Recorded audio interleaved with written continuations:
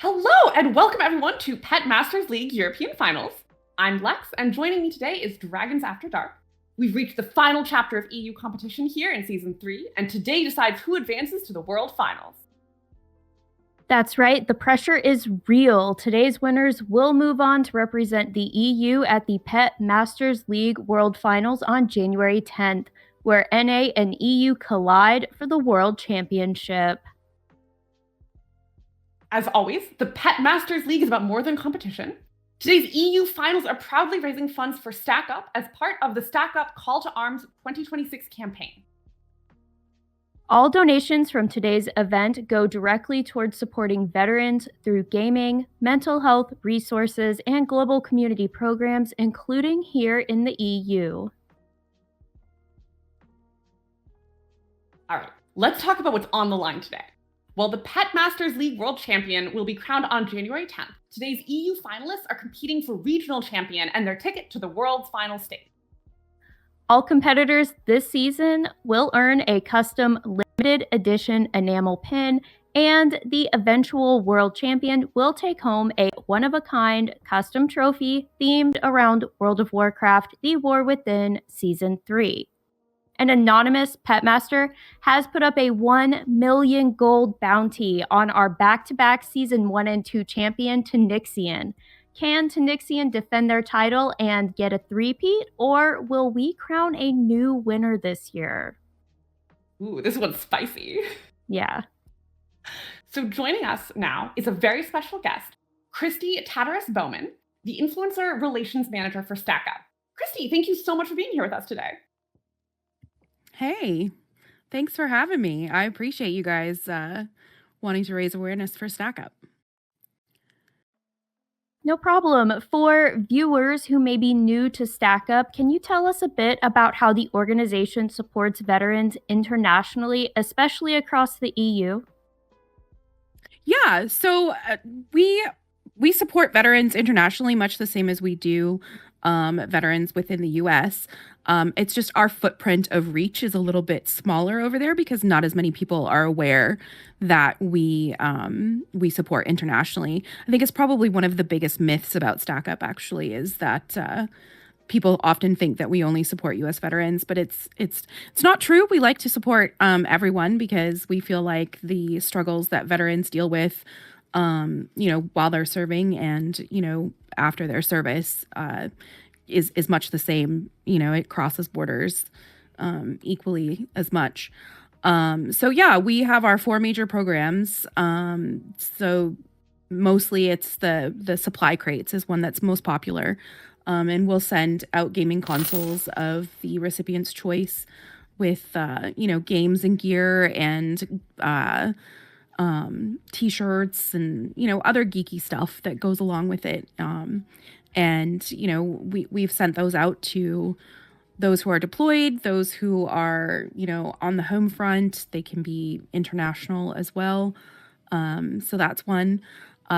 We also do air assault trips, and that's where we'll bring veterans to gaming geek culture events. And most recently, we had a Canadian service member who was still active duty or is still active duty in Canada who joined us for TwitchCon in San Diego. We flew them in. We put them up in an Airbnb. Their admittance into the convention was paid for, transportation, food, all that kind of stuff.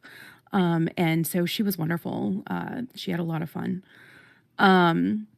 We also do, we'll fly veterans into LA. So that's another area that, internationally people like to come across and see our Phalanx house. And it's a little gamer retreat haven. We've got a 10 PC LAN center. There's VR gaming, tabletop gaming, arcade style gaming. So we support them that way. Another big way that we support internationally is also our community. So that's, the stacks are local communities, and we do have those internationally. We have our furthest one away is actually in New Zealand. So that's a really cool way. And that's just more to get veterans around their local communities where they can, feel support and have, like-minded experiences with gaming and geek culture. They might do, D&D sessions. They might do LAN sessions.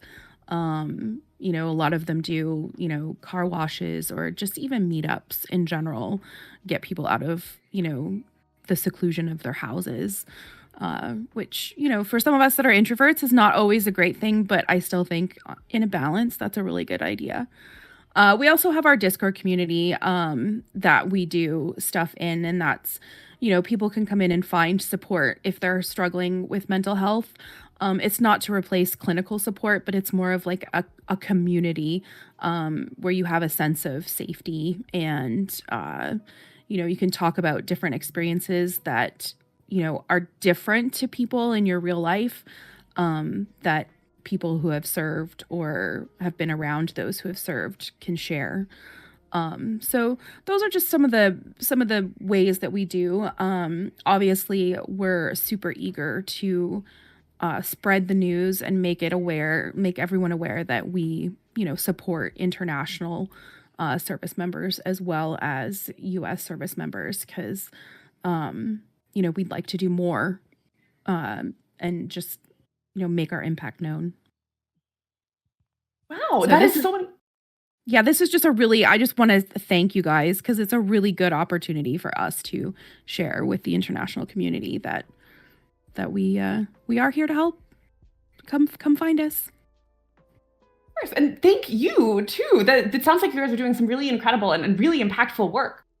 Thank you so much for joining us and for everything you guys are doing to support veterans around the world. Chat, No problem. if you, Thank you. I'm so sorry. Go ahead.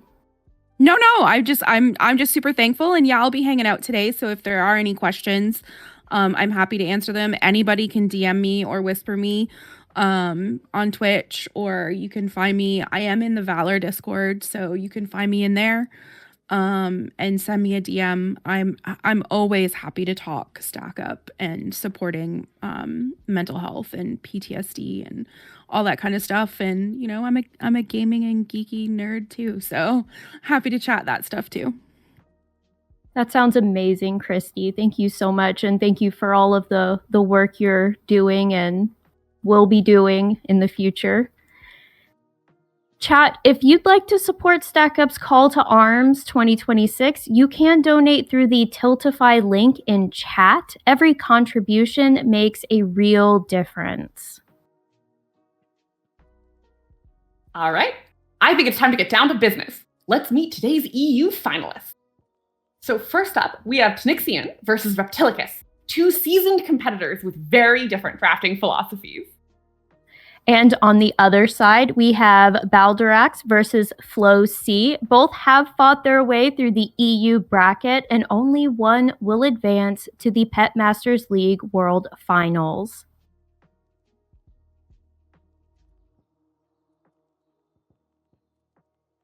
All right, let's talk a little bit about how the match structure is going to go. So for those of you who have seen this before, you are used to the petdraft.com system. So before the match, both players are going to select 12 pets that's going to form their initial pool. Those are going to be revealed simultaneously on petdraft.com. And then after reviewing each other's rosters, sorry, my bad. Let's back up a little bit. Before the match, they'll select 12 pets to form their initial pool. At the start of the pre-match phase, these selections are revealed, as Lex already said, simultaneously, that you can see on your screen now. After reviewing each other's rosters, players choose 3 additional pets to adapt to any unexpected threats, which means each player now has a pool of 15 pets to draft from. Then, sorry, go ahead. So fun. So then players are going to take turns and they're going to ban and pick pets from their opponents and their own pool. Then there's going to be a set turn order. So they will ban and then pick time, and they'll be rotating back and forth with it. And then the players will choose their pet's abilities and meet up at the battle location. And we're playing best out of 5. So after each match, we're going to go back to the beginning. We're going to do the full 15 pool reset and do the pick ban phase until we can get through and we have a winner for each round. Yep, so it might be 3 matches, it might go all the way to 5. It'll completely depend on how the player or how the matches play out. This is very exciting. I'm very excited to get in and kind of see how this goes, because you and I were doing some of this last season. And I'm very excited to see how strategy has kind of shifted over the last year. Yeah, so I'm seeing a lot of old and a lot of new pets. So it looks like we've got one of the new pets from the Legion remix over on, I believe it is Reptilicus's side, with the fledgling Warden's Companion. That one is brand spanky new. And I don't see anything super duper new over on Tanixian's side. We do have that Mr. Delver and the Sir Shady Murgleton Jr. What a name to try and say. What's funny about that particular pet for Tanixian is that they, I believe that is their nemesis pet. So they're consorting with the enemy, I guess, in from their perspective. Ooh, and this must be really stressful for Tanixian, because we have that 1 million gold bounty on their head. I know.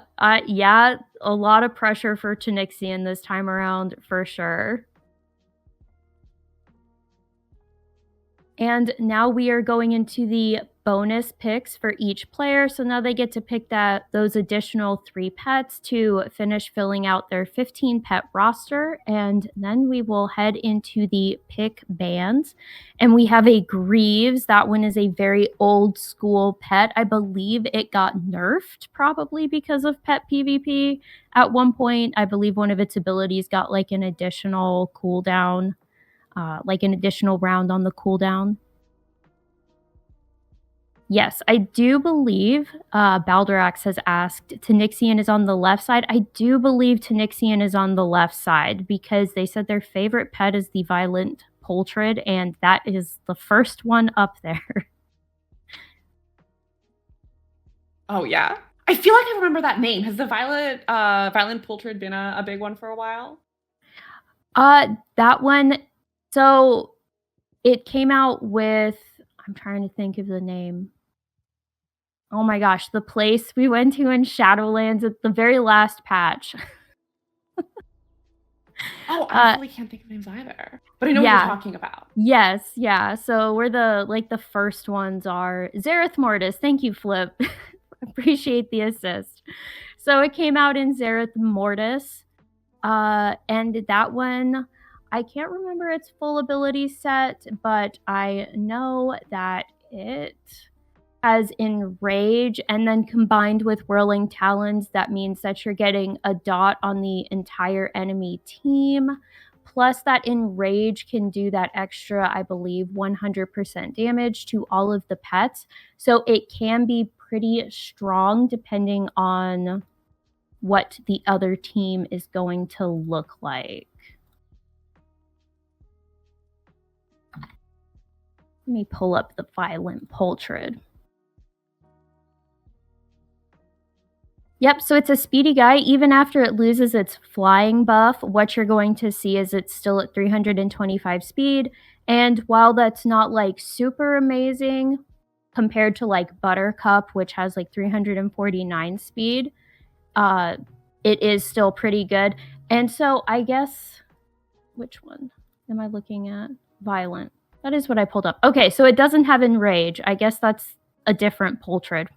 It has Whirling Talons and Maul, which is really handy because Maul gets that bonus damage when the pet is bleeding. So that one's really nice to have. And the Enraged Poultrid, that's why I got them mixed up. Violent, Enraged, kind of the same thing. That one is the one that has Enrage. So it's nice because a lot of the older pets that have Maul and everything, they don't have a bleed to go with it. So you'd need multiple pets to be able to really get that bonus damage from Maul. But with Whirling Talons and Maul on the same pet, it's an all-in-one sort of deal, which is really nice to have. And Violent Pultrid is Reptilicus's nemesis pet. So this is a tough matchup already right off the gate. Yes, this is gonna be a good one. Not just because Tanixian is here, and we expect big things from them, but And it looks like we are into the pet selection. So now they get to pick their 3 pets. I am wondering. I am seeing some bunnies on here, which is funny and cute. But that might be to counter things that have big hit abilities like the Stormborn. But we're going to see. So now Tanixian, sorry, go ahead. Oh yeah, I was going to say, I think probably the same thing. We're in the ban phase for Tanixian. So Tanixian can cut 2 of Reptilicus's pets out. And if I remember correctly from last year, neither of them can play it.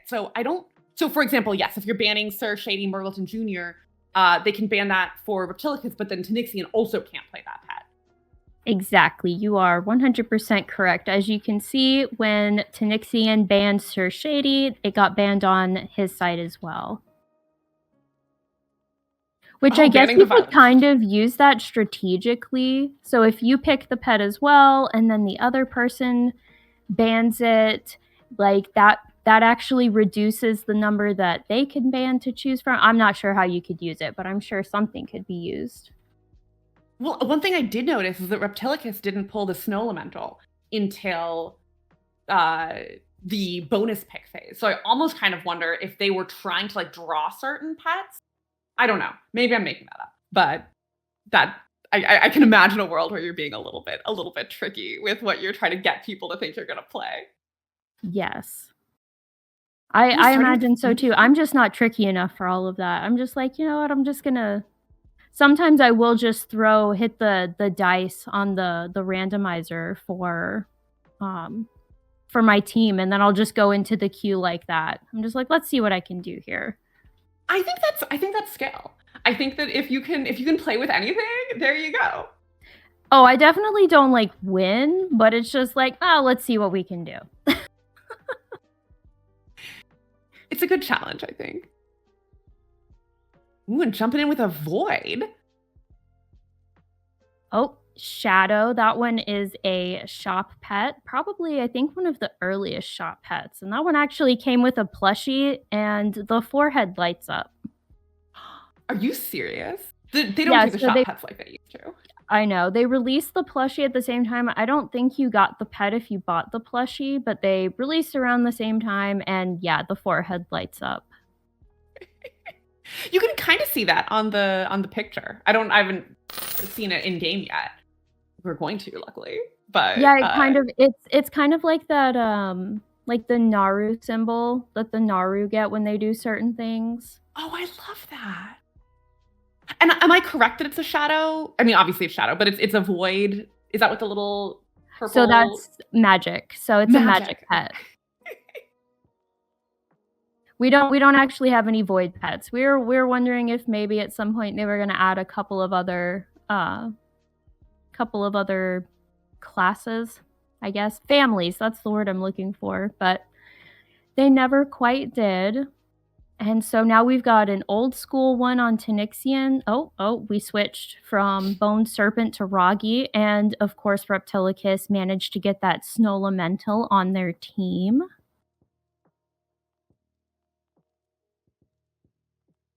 And Reptilicus gets to pick their last pet.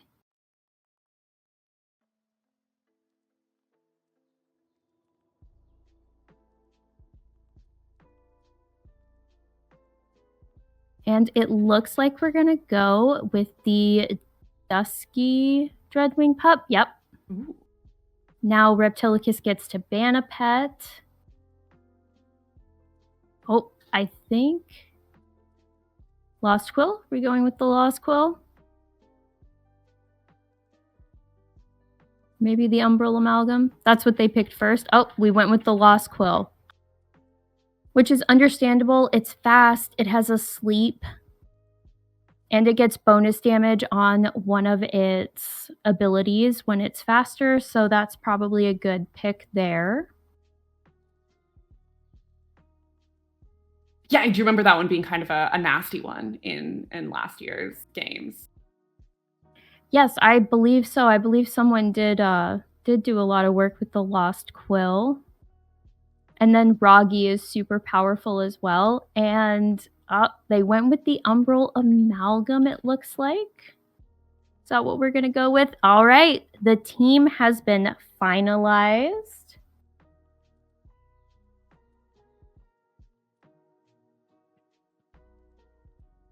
And they are getting ready in game now. Everyone gets to select their abilities. And so while we wait for them to get set up, let's see.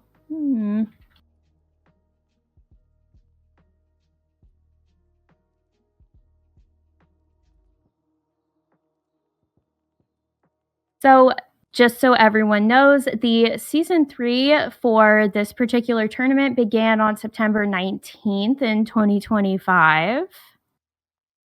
And obviously the schedule is we're doing the EU finals today, and same time tomorrow we will be doing the NA finals. And here are our player cards on the screen. So as we saw, the Violent Poultrid is Tanixian's most used pet, and the Nemesis is that Sir Shady Murgleton Jr.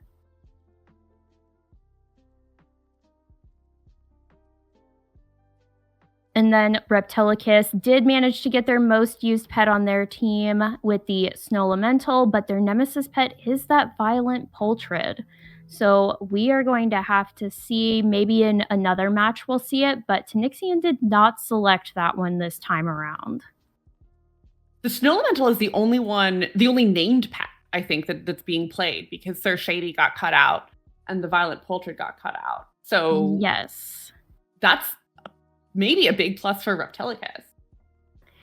Yes, and then of course we have Tanixian's wanted poster for that 1,000,000 gold. So whoever beats Tanixian gets to get that 1,000,000 gold. It almost makes me wish I was playing in the EU, honestly. I don't know anyone that couldn't use 1,000,000 gold.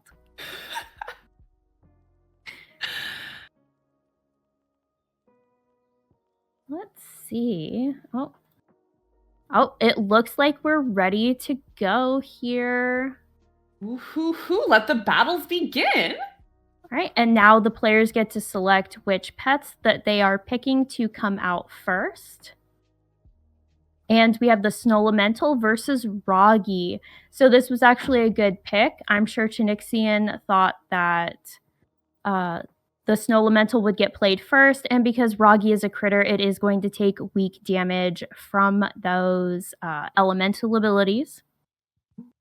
And we're trading right out, going to the... Oh goodness, I can't read it all. Yeah, the Dusky Dreadwing Pup. And so, because we do have that, let's see, I think that's Huge Fang, I believe. And so that'll do a lot of damage to poor Roggy, but of course Roggy can also do big damage with that Ooze Touch, and the Dusky Dreadwing Pup will not be able to swap out because we have... but it won't matter because Roggy has unfortunately fainted. We're going to go with faint. They don't die. That. They Makes just me faint. less sad. Yeah, right. Just needs a nap. just a nap. And so the Umbral Amalgam is in, and obviously it probably has some of those magic abilities like Clean Up here, and the Dusky Dreadwing Pup has been taken out as well.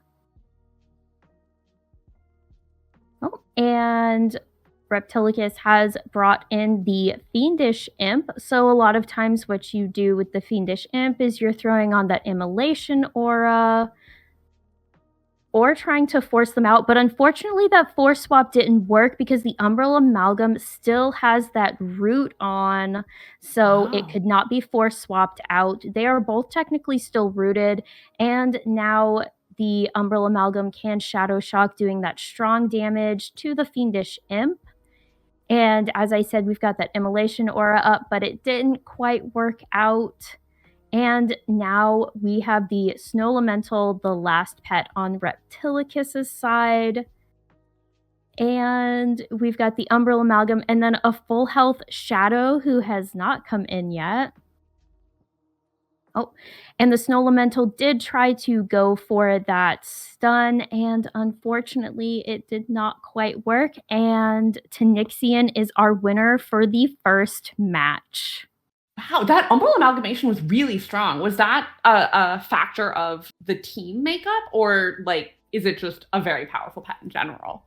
So actually, the Umbral Amalgams tend to be pretty speedy and pretty powerful, and even though they don't have a lot of health, they do have that magic ratio where you can't deal more than a certain amount of damage to them in one hit. So it's like 35% of their damage. You can't go above that cap. So even though they don't have a lot of health, because they are speedy, they do tend to be powerful. It can be difficult to take them out. I think that Reptilicus's strategy of trying to force swap it out would have worked if the root wasn't still on, and it's noticing those little things that can really make or break a fight.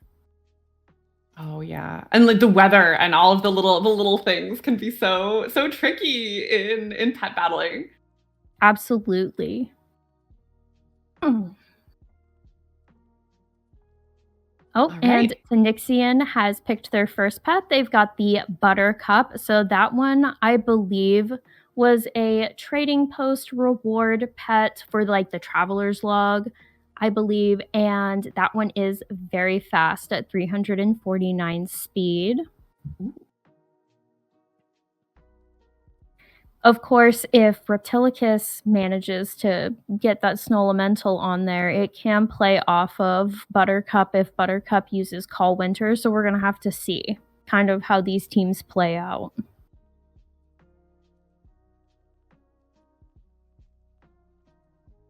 When you're doing your own picks, what sort of strategy are you usually keeping in mind?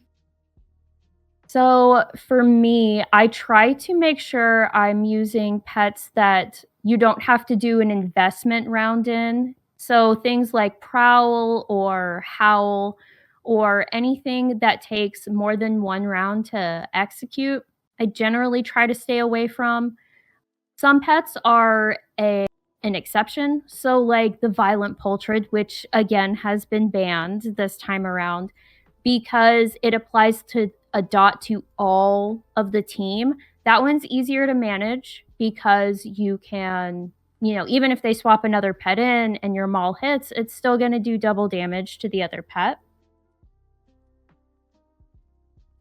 And so for me, I like the faster pets. So generally, the faster the better, because if you have the speed advantage, generally you're better off if you're able to go first.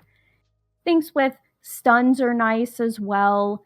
And then anything you can add to your particular team to help. So, like, Phoenixian has chosen Mr. Delver and build turret that sits on your team instead of their team, so they can't cleanse it away or anything like that. So that's And always for our beautiful watchers, if you are interested, we do have some giveaways, and they're based on how much money we raise. So when we raise 250 for our first one, you are going to be able to, the person who wins that giveaway will be able to choose one item from Pet Battle PvP shop. So if you're thinking about donating, now's the time. We're close to about 240 right now, so we're getting real close to getting that giveaway going. Yep, $15 more. You can get something from the shop. And then the Pet Battle PvP shop, just to be specific, since Blizzard does have a shop.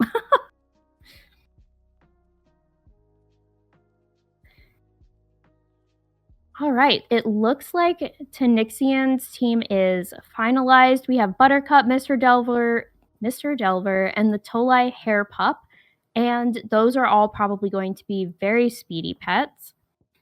And I believe Reptilicus is going more for power this round. We've got the Stormborn Whelpling and the Endmite.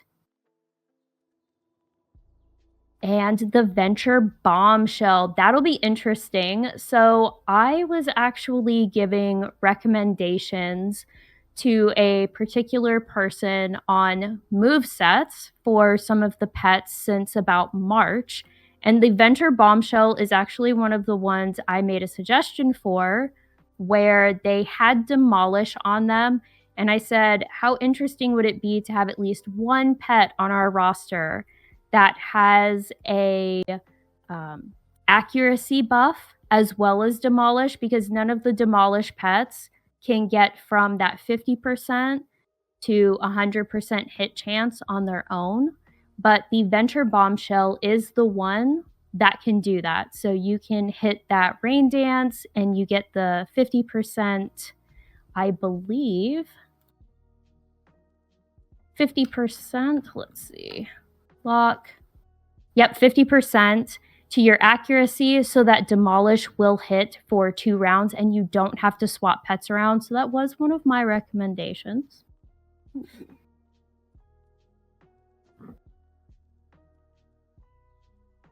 So you're welcome, Reptilicus.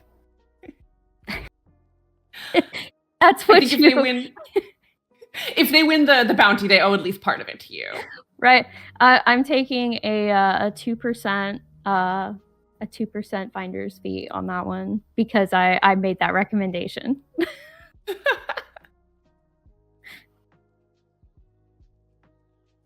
There you go. A finder's fee.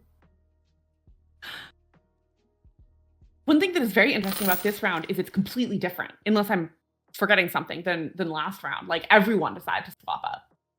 Yep, completely different rosters on both sides. So now they get to pick who's starting, and it looks like we're starting with Mr. Delver. Versus the little bug. Oh, but they swapped it never out. Mind. Yep. Tanixian was like, I'm not dealing with that right now. Oh, and it looks like the Stormborn has chosen Thunderbolt. Back to the bug. Back to the bug. Mr. Endmite. So it's a pretty powerful bug. It's got 325 power. And we are hitting in with the Sandstorm, which will do that huge damage and...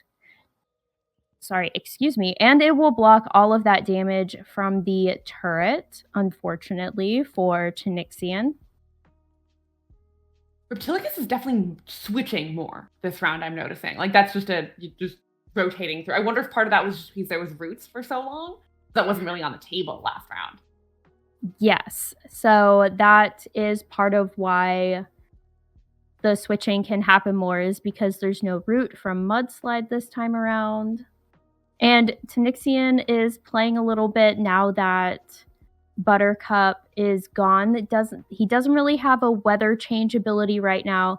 And unfortunately, when you've got Sandstorm up, it also means that you're getting that reduced damage. So that batter is not hitting for much, even though it's faster than the Endmite. And we're going to... just shy, 6 shy of being able to take out the Endmite. And Mr. Delver's still up, for those of you who don't know, because he's mechanical, right? So he gets the extra 25% when he goes to sleep. Yes. So he thinks about passing out, and he's just like, no, not today. I'm still in this fight, and we're going to see if batter's going to hit. And the Endmite has been taken out. It has done quite a number on Tanixian's team this time around. So we're just waiting to see who Reptilicus is bringing in. And it's that Venture Bombshell. So it's really the clickety leg team. Yeah, right. Lots of clicking going on. And I'm wondering what they're going to do. So until Reptilicus uses a move, we won't know what moves their pets have. And so it'll be the same for Reptilicus for Tanixian's moves. Until Tanixian uses a move, it won't show up for Reptilicus on what the roster is going to look like. And we do have that Rain Dance, which makes me wonder if we're going to see that Demolish come up once Burrow is finished burrowing. Yep. Oh, goodness. Hi. You're welcome. And the Tolai Hair Pup is down to 189 health, but Tanixian's like, I'm not out of this yet. I'm going to see if I can manage, because we will have the turret and they will be able to flurry here. But I don't think so. Wow. All of this, no, we don't have any avoidance available, but Tanixian, with 116 health left. Oh, wow. That one was a close one. Yes. Yeah, that one was good. If Tanixian had managed to crit there, maybe he would have been able to take him out. But it might have had to have been a crit on 2 of the flurries, which is asking a lot. Well, as we are looking at getting the next round going, we met our $250 goal, which means there's now a chance to enter the giveaway to get a choice of items from Pet Battle PvP/shop or -shop. Someone will post the link. I'm just a caster. So if you want to enter that giveaway, you can type !enter, and then the winner will get a DM from the VALOR account on Twitch when that giveaway is complete. So now is your time to enter. Again, that's !enter to enter the giveaway for a free item from the Pet Battle PvP shop. Yep. As Flip pointed out, 1 million gold on the line, and Reptilicus grabs a win. Like, Reptilicus is like, I want that gold. That 1 million is mine. Oh yeah. I would be fighting so hard. This would be the day of my life, I think. And don't forget to do that !enter to enter that giveaway.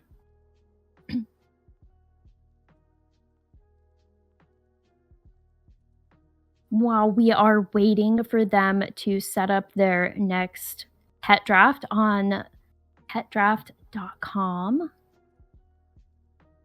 And by the way, for those of you who are interested in doing pet battles, the pick and ban system is specific to the pet draft website.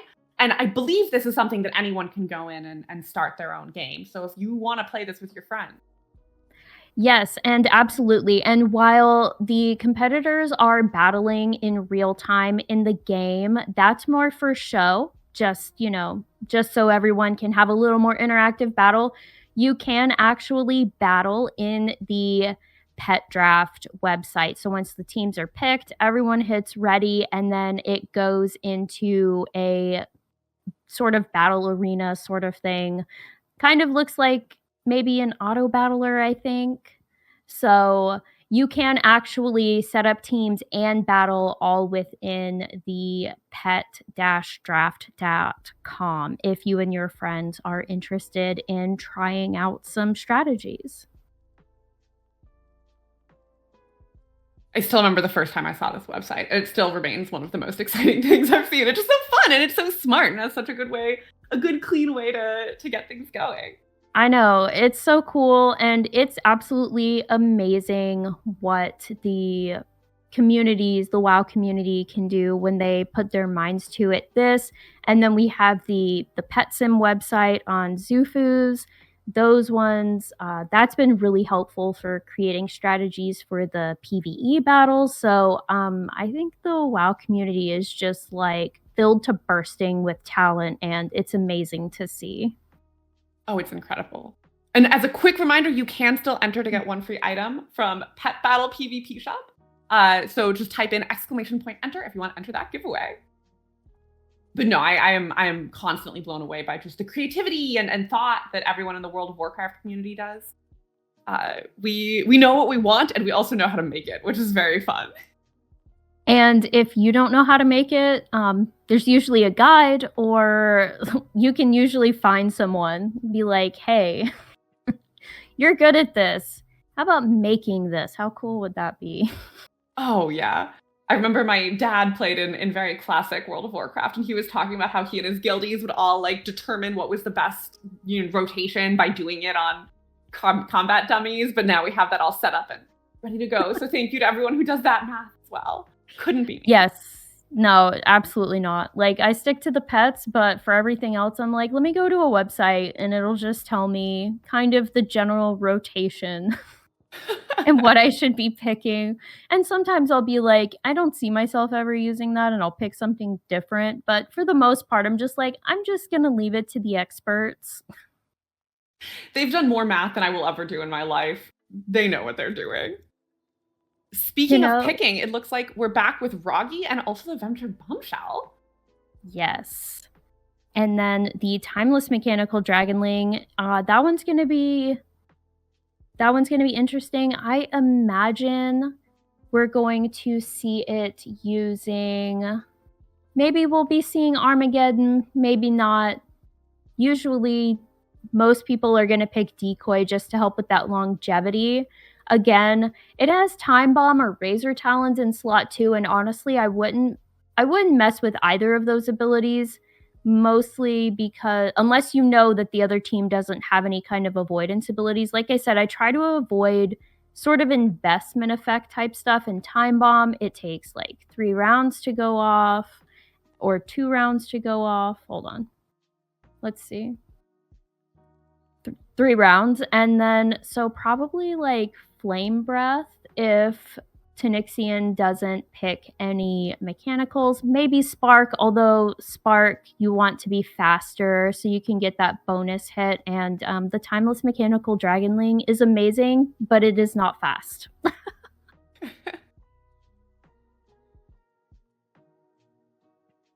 And just a reminder, as Flip said, Roggy comes from doing those snail races down in the Zeralet Caverns, and I believe he is the secret one that you get, where there's not a quest for him, but if you help him win, you get an achievement, and I believe he's the achievement reward, and he's adorable because you can't see it in his little icon here, but I believe Roggy is the one that wears like the Viking helmet on him. Like, he's super cute. And last little shout out, you guys have until the end of this fight to enter the giveaway. That again, you just type !enter for a chance to win 1 item from Pet Battle PvP shop. And remember to keep getting your donations in because we have another prize at $500. Looks like Reptilicus has chosen Trunks. Ooh. Which may be looking for that when Alex fly, because while it does have a reduced hit chance at 50%, it does always go first if the weather's Moonlight, and maybe Avalanche. But since Roggy's on the other team, maybe Headbutt, because Avalanche isn't going to do as much damage to Roggy. And it looks like Tanixian has chosen his nemesis with Sir Shady Murgleton Jr. The Violent Portrait has been hard locked every time. Yeah. I mean, I can't blame Reptilicus on that one, because who wants to battle a pet that can throw, like, what is it? Let's see how many rounds. A 4-round dot on all 3 of your pets? Like, no thank you. I'd probably hard lock down that one as well.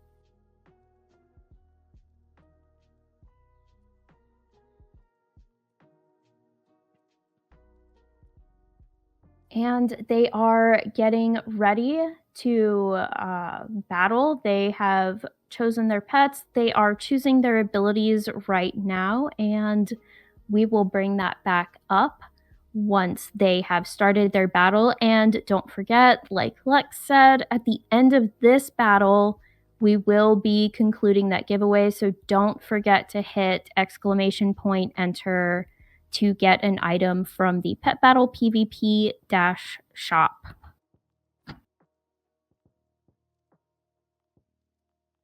Let's see.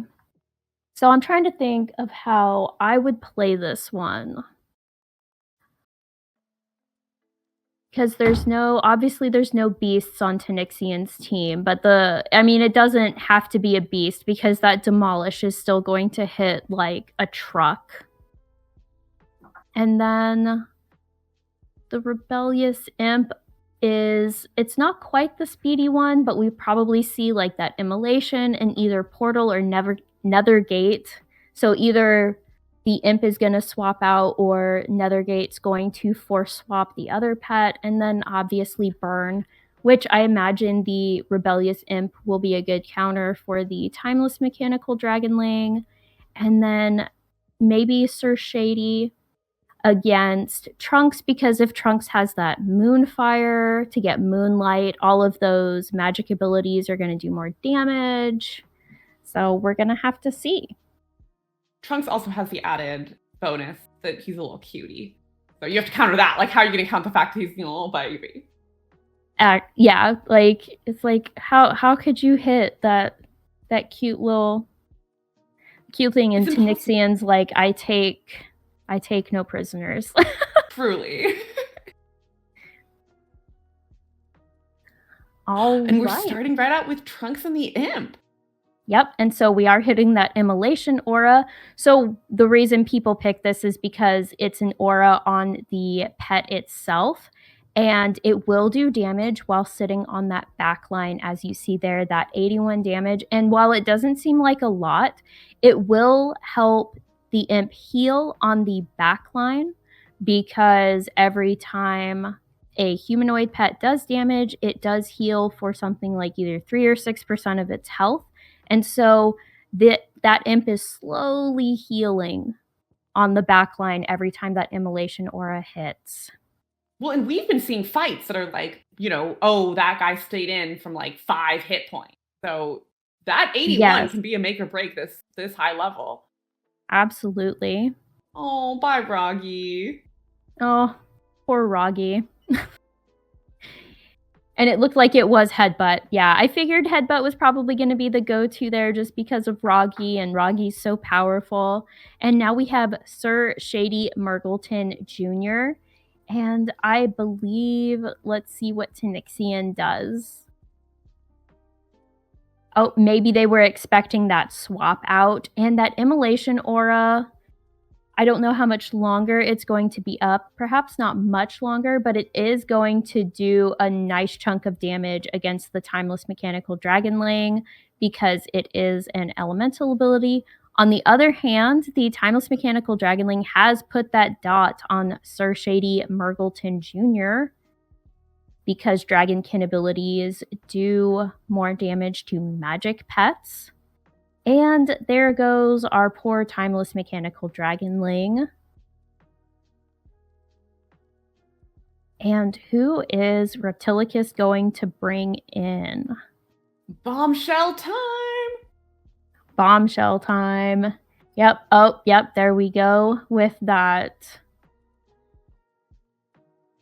Oh, and the undead ability is going to do weak damage to the aquatic pet. And now we've got the rebellious imp back in.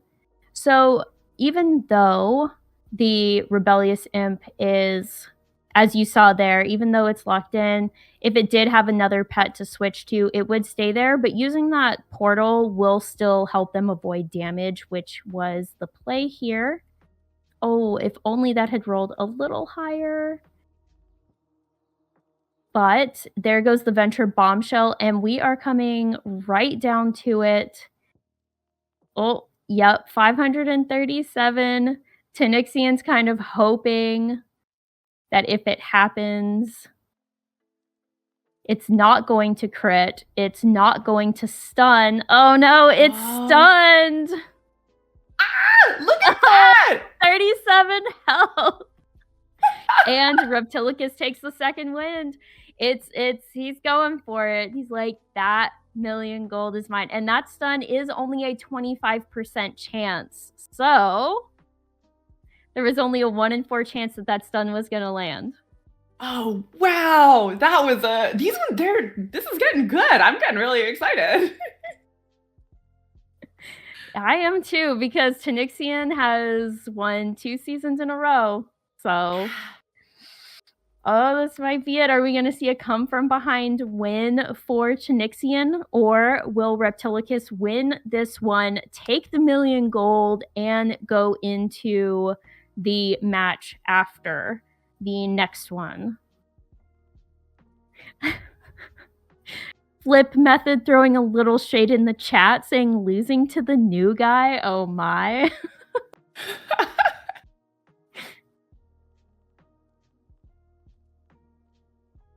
And apparently, according to Fwen, this would be Tanixian's first loss this season. So, has not lost any matchups so far this season. This would be his first loss. Ooh, I'm very excited to see what's gonna happen next. It looks like our giveaway was completed. I'm so sorry in advance for what I'm about to say. Congratulations to Guest Project. I think I got that. Congratulations. And if you didn't win, that's totally okay, because at $500 donated, we are gonna be giving away a VALOR t-shirt, which you can see both of us repping today. So make sure you're getting your donations in so we can get to that next donation, that next giveaway. And also, of course, we are donating to Stack Up, which is a charity that is supporting active and veteran service members in the US and allied nations, which includes the EU, by promoting positive mental health and suicide prevention through gaming and geek culture. So we are also donating to help the work. The donations are going to help people as well, and doing some really incredible work.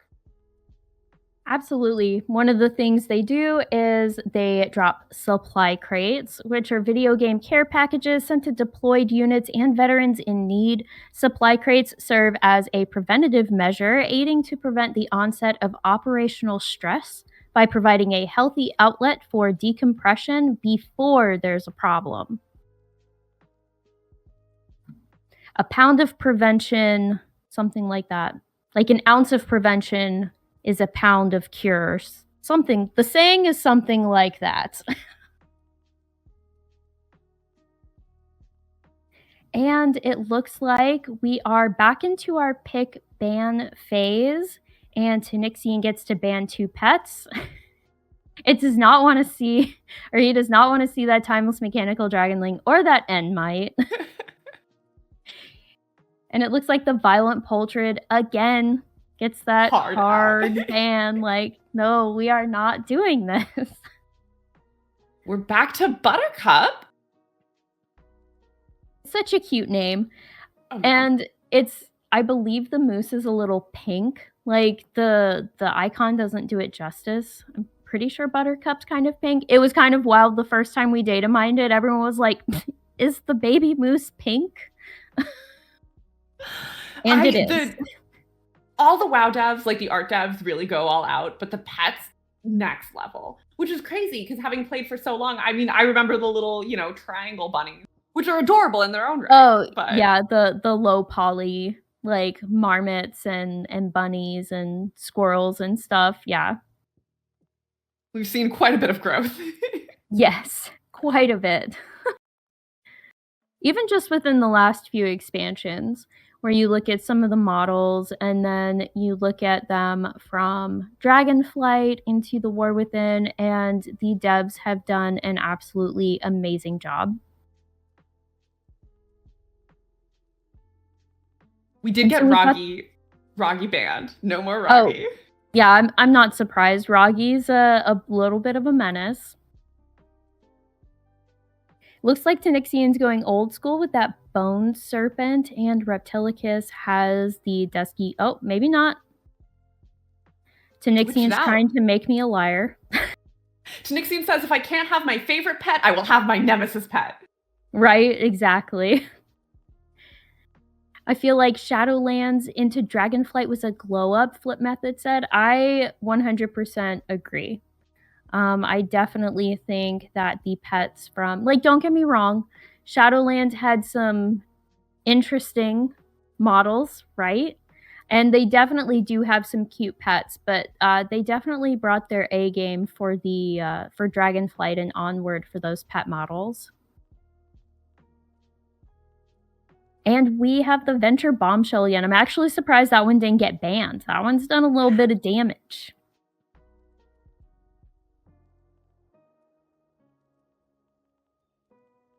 Lost Limb, one of the best PvP pets, according to Lobombre13. I will take your word for that. I don't PvP too terribly much, actually. But let's see what it looks like. Isn't that the little arm? Oh, you mean like the abilities? Yeah, the ability. So yeah, no, it's a floating hand. Like, don't get me. Yeah, I like the hand models for Shadowlands, like the Maw hands. Oh yeah. So empowering strikes, bash, and then you have death grip. So yeah, you've got a stun, you've got a pet swap, and then you have a building damage ability with powering strike. So I can definitely see how that one would be pretty formidable, and its speed breed does come out at 341, so it is one of the speedier pets. Looks like Tanixian's just kind of rolling the dice, scrolling through everything, trying to keep us guessing on what they're going to pick for the last pet.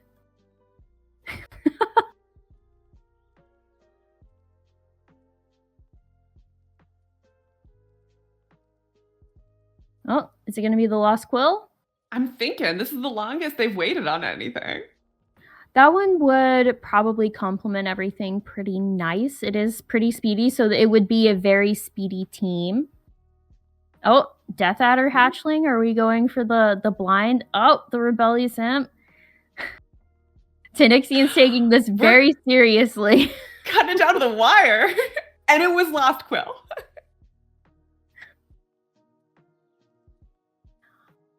All right. And what is Reptilicus going to add to even out Snoozles? That is one of the Emerald Dream pets. It's kind of almost like a, I don't even know how you would describe it. It's almost like a Whoopertinger-esque, not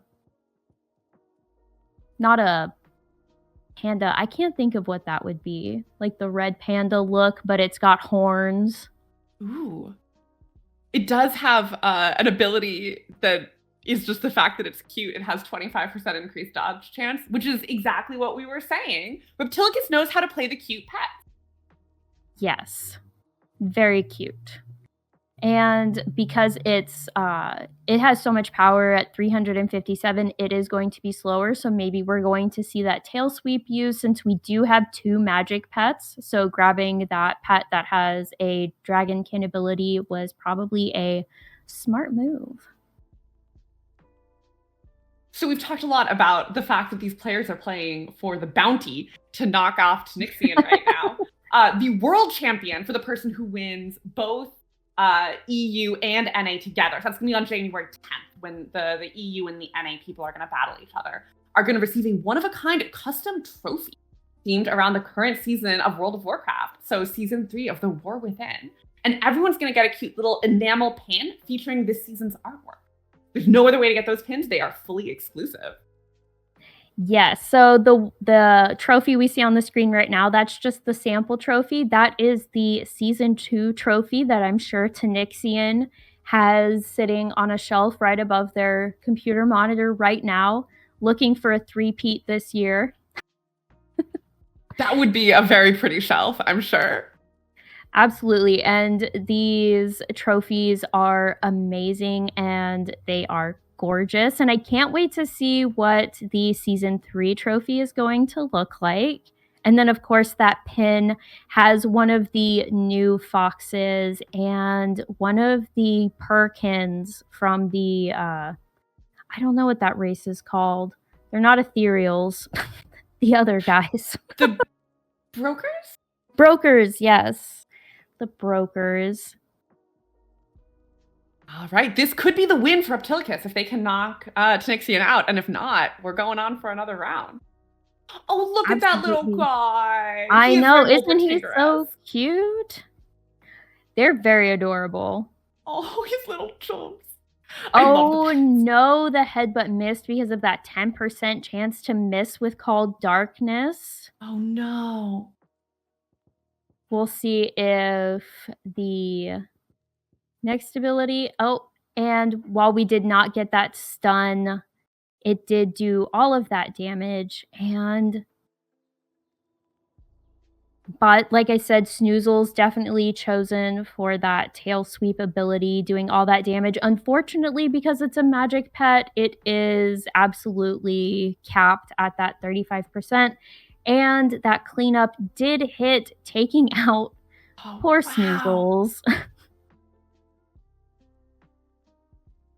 And now we are in here with the Venture Bombshell swapped in. And oh, we've got the Lost Quill coming in. And the Dusky Dreadwing pup has been slept by that Stay a While and Listen, which is kind of rude when you think about it. Like, you're falling asleep while poor Deckard Cain is giving his stories. Someone is spilling out their hearts to you and giving you some deep lore, and you're just napping. Right. And even though that Lost Quill is fast and it is getting that bonus damage, it is having to work through a lot of that Venture Bombshell health. And we have gotten below that 35% health. Ooh, and so it has been taken out. Good night to the Quill. Absolutely. And we see Sir Shady coming back in. And trying to figure out, I believe Tanixian is trying to figure out which one is going to do just enough damage without compromising those big hit abilities. And so there goes the Venture Bombshell. Tanixian has finally won against that poor Bombshell. And the Dusky Dreadwing pup gets hit by that Soul Rush and Call Darkness, and Tanixian ties it back up. So we are going down to the line here. We have the last match coming up. So we had to go to all 5. We are at 2-2. Wow, this one is that was not what I was expecting at all. It does seem like when Tanixian hits a stride, it's just a stride, right? Like when they're going, they're going. Yeah. He did, like, he's pretty good. And sometimes, you know, I don't know, someone who's that decent at PvP pet battles, it's like, are you just playing with us? Are you just making us, like, are you making us think you're losing just to draw this out? Like, is that what you're doing here? It feels like that's what you're doing. Really wanted the possibility for, and I mean, we have one more. We don't know what's going on here. And True. Oh goodness. Yeah. All right. Venture Bombshell has been banned. Yes. Makes sense. Finally. Finally, jeez. And to the surprise of nobody, Violent Pultrid also out. That poor pet has seen no play in all 5 of these games. And the Umbral Amalgam has also been banned, and so has the Endmite.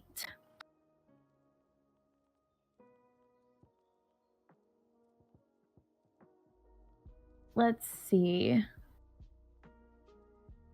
And just for anyone who has joined us recently, this is the petdraft.com website where you can make personal matches with friends or guildmates. We're using it to pick ban on the teams, and then we are going to the game in person to be able to watch it play out. But you can battle your friends through this on the website once you pick your teams. And we've got, okay, so Trunks and the Dragonling. So Trunks, I mean, Timeless Mechanical Dragonling is probably going to be a hard counter for that Trunks because of that Flame Breath doing the extra damage to the magic pet that Trunks is. And the Snow Elementals coming back in. So I do think that's funny that Reptilicus has gotten to play their favorite pet a couple times, and Tanixian's just been sort of out of luck this entire time. Not that it seems to be slowing him down, though. No, absolutely not. Maybe for a couple of matches there, but we'll see. And who is Tanixian going to add as their second pet? Is it going to be down to the wire again like they did last time? So just so people know why maybe you're not seeing certain pets coming in, we have some new bans this season. So Jingles was banned, the Cobbleshell was banned, the Lime Roboclucker, the Teardrop Moth, and the Karaji Guardling. And you are getting to see the Dusky Dreadwing pup because its ban was removed. And then, of course, all of our bans from previous seasons, besides that Dusky Dreadwing pup, still are in effect. So that's why you don't see any Anomalous on here. Void Scarred Anubisath, the regular Anubisath Idol, Batty, Moontouch Netherwhelp, and a few others. And we ban those to help keep the battles fresh and engaging because it can get a bit tiresome when you see the same pets using the same moves. I was gonna say the pets that you were listing off are like, I was just thinking, oh yep, that was last year, and that was last year, and that was last year. Like those are the ones. Yep. So a lot of them are going to be like Sandstorm pets or like Call Darkness pets or things like Ichabod and the Flotsam Harvester. So Ichabod and Flotsam Harvester have a huge ability that is also a force swap. Let's see. It's something like Reaping Hook. Let's see. It's some kind of hook. Yep, Reaping Hook. So it does a massive amount of damage and force swaps a pet out. And so those two were banned, which is not surprising because it hits almost as hard as something like, trying to think, Ion Cannon, but not quite Ion Cannon. Like it's not quite that powerful, but it does do a handy bit of damage, and that's why it's banned.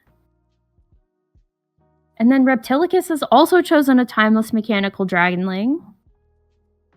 Which is interesting to know they have the magic on, like everyone has their magic in there. Yeah, magic is pretty good. So along with the pets that can resurrect, like the undead pets and the mechanical pets, the magic pets having that hard cap on how much they can be hit for is super handy. And we have our teams for the final battle between Tanixian and Reptilicus. This one is for the win. It is literally for the win. FTW. So exciting. I know. I'm truly on the edge of my seat. This is going to be a good game, I think. Absolutely. And they are getting their abilities set up now. I think it's so funny that in lieu of the Violent Poultrid, that Sir Shady has made such a showing on Tanixian's team. Oh, yeah. And with a lot of success, it keeps working out. Absolutely. Like, definitely not slowing him down today. Definitely doing some major damage. But we'll see. I believe we are waiting on Reptilicus. And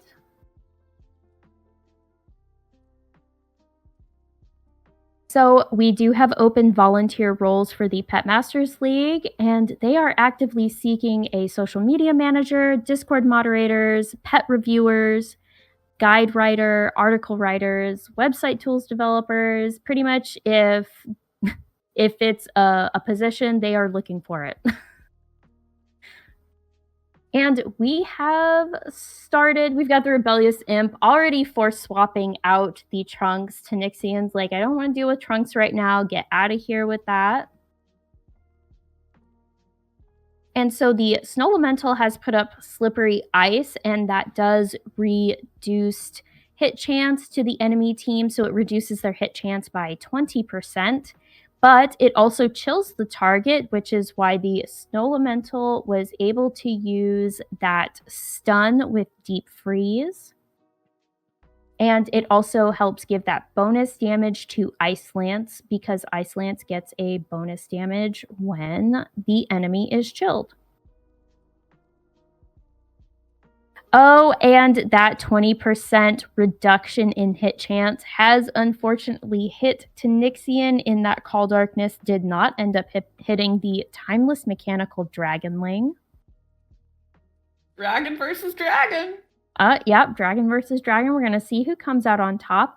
I imagine Tanixian is going to wait until that time bomb is at 1 round left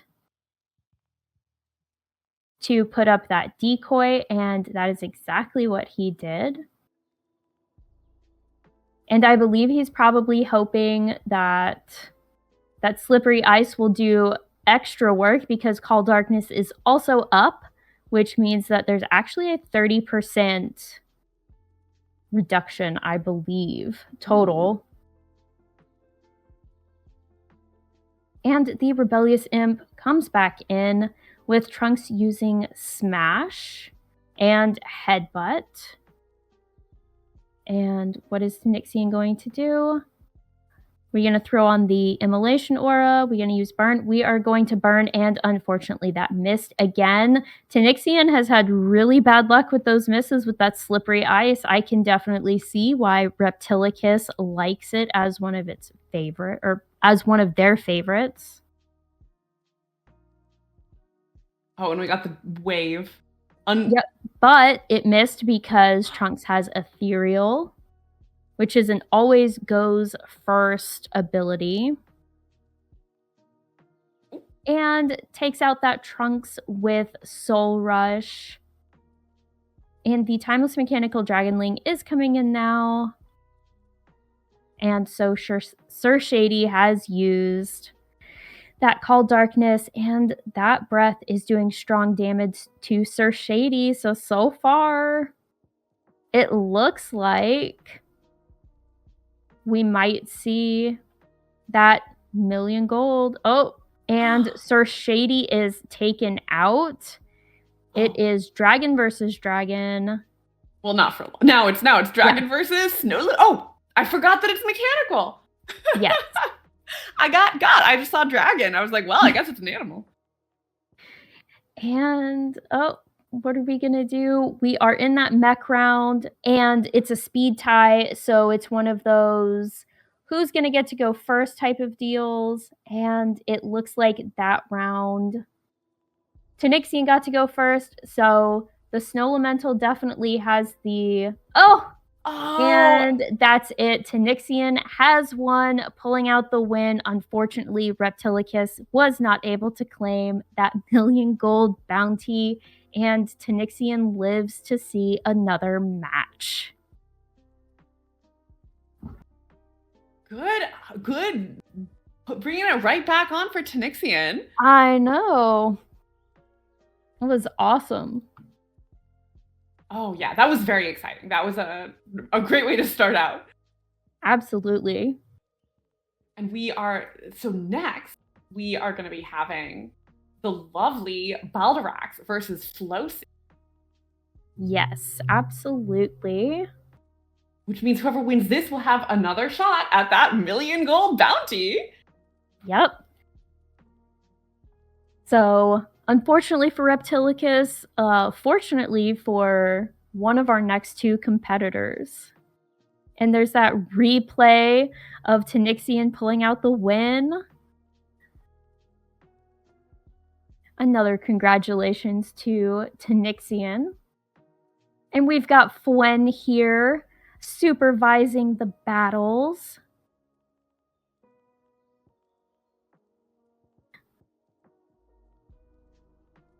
Fwen is one of our lovely moderators in the Pet Masters League, does a lot of great work for everyone and doing everything you can imagine, helping people who have, issues and they're just awesome. They're just amazing. They do great work. Oh yeah, this tournament is always so beautifully run and so exciting. And yeah, the things that people come up with and all of the strategy, it always blows my mind. Uh, the amazing work from everyone. Absolutely. And let's see. Are we? Oh, we are waiting for. There we go. All right, the room is loading, and Baldorax will be on the left. Flocy will be on the right once that comes up for everyone. And they are currently picking the main team of their roster. So don't forget, once we get to that $500 goal, the second prize will be a VALOR t-shirt for the giveaway. And that is going toward that Stack Up charity. Yeah, they do some amazing work with veterans and using games as a way to combat mental health crises in veterans. And yeah, we're so excited to be supporting them this year.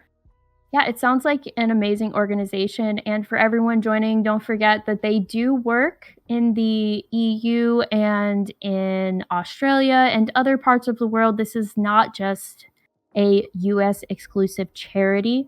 And as an example of one of the things they do is they do air assaults, which for anyone who doesn't know what an air assault is in general, it is where you rappel out of a helicopter. I never got to do that, but it did sound like a lot of fun. I did get to rappel down a tower, though. But air assaults, in regards to the Stack Up charity, are all expenses paid trips for veterans to attend gaming and geek culture events. These trips reduce the threat of isolation by enabling them to connect with members of their military family who share their interests and introduce them to a community of fans and industry professionals who support and admire them. And the VALOR Gaming has the link there to be able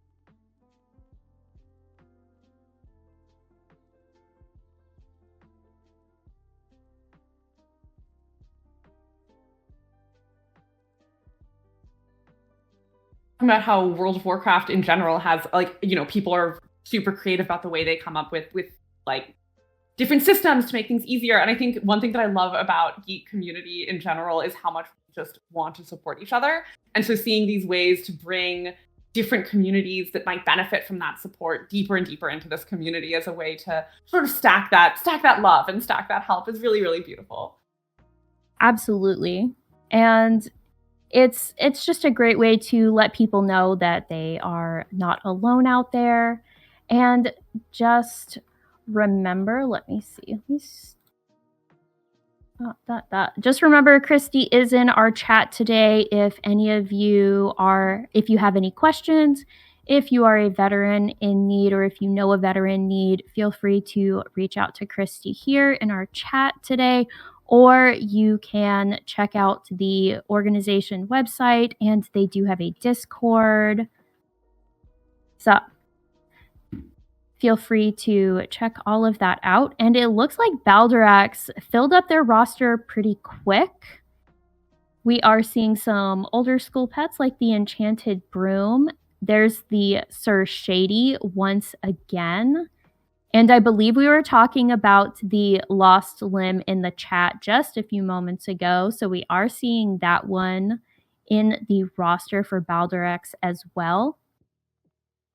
And it looks like we're getting a lot of use out of the little mechanical goblin pets from Undermine this year with the personal use Sapper and Mr. Delver. And I have to agree, I actually really like them for PvE strategies because they have that build turret, and then you can go straight into Explode and do that big damage based on the health percentage. Obviously, that's not what you're going to generally use it for in PvP. Normally, you're going to pick that force swap with Hammer.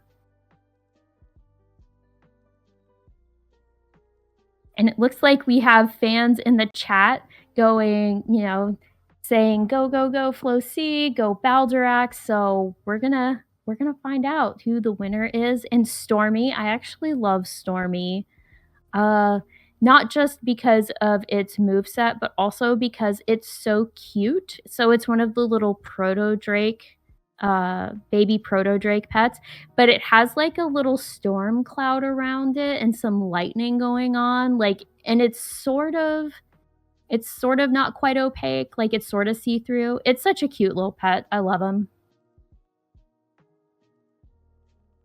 We do have everyone's favorite pet. So Baldorax has their favorite pet, which is the enchanted broom, and Flocy has their favorite pet, which is Graves. And if I remember correctly, Graves is Baldorax's nemesis pet, which means the one that they lose to the most.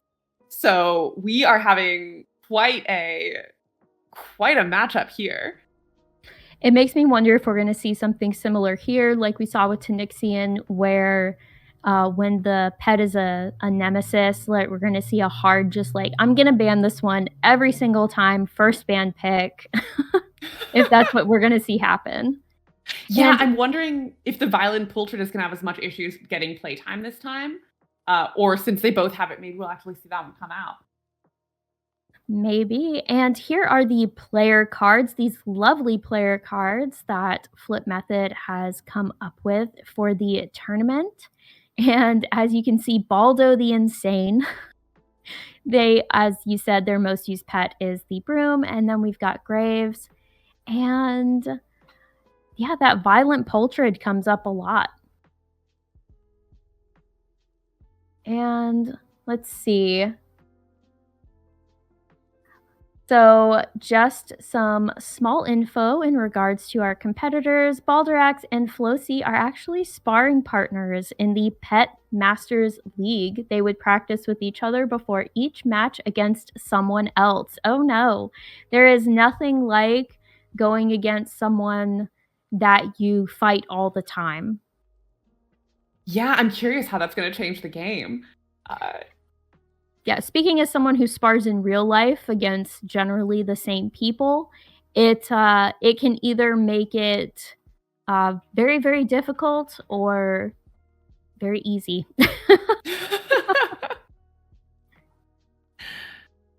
It's also amazing to me that Flo C didn't start playing until the end of Shadowlands, that has so many pets, over 1,600 pets. That's crazy. That is a lot of work in a really short amount of time. Absolutely. That is 100% commendable, because that's a lot of pets to grab. Yes. Baldo is almost at 1,700 though. So everyone is so willing to grind and put in the work. And I mean, that's why they're here, but it's very impressive.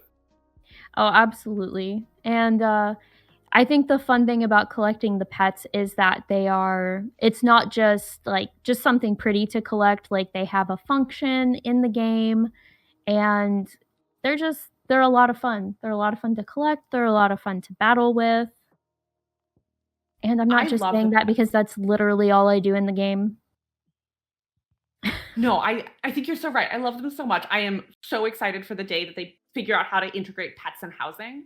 That is genuinely the thing that once housing came out, I played with my house. I was like, this is great, but you know what I need? I need my pets. And so we're looking forward to that.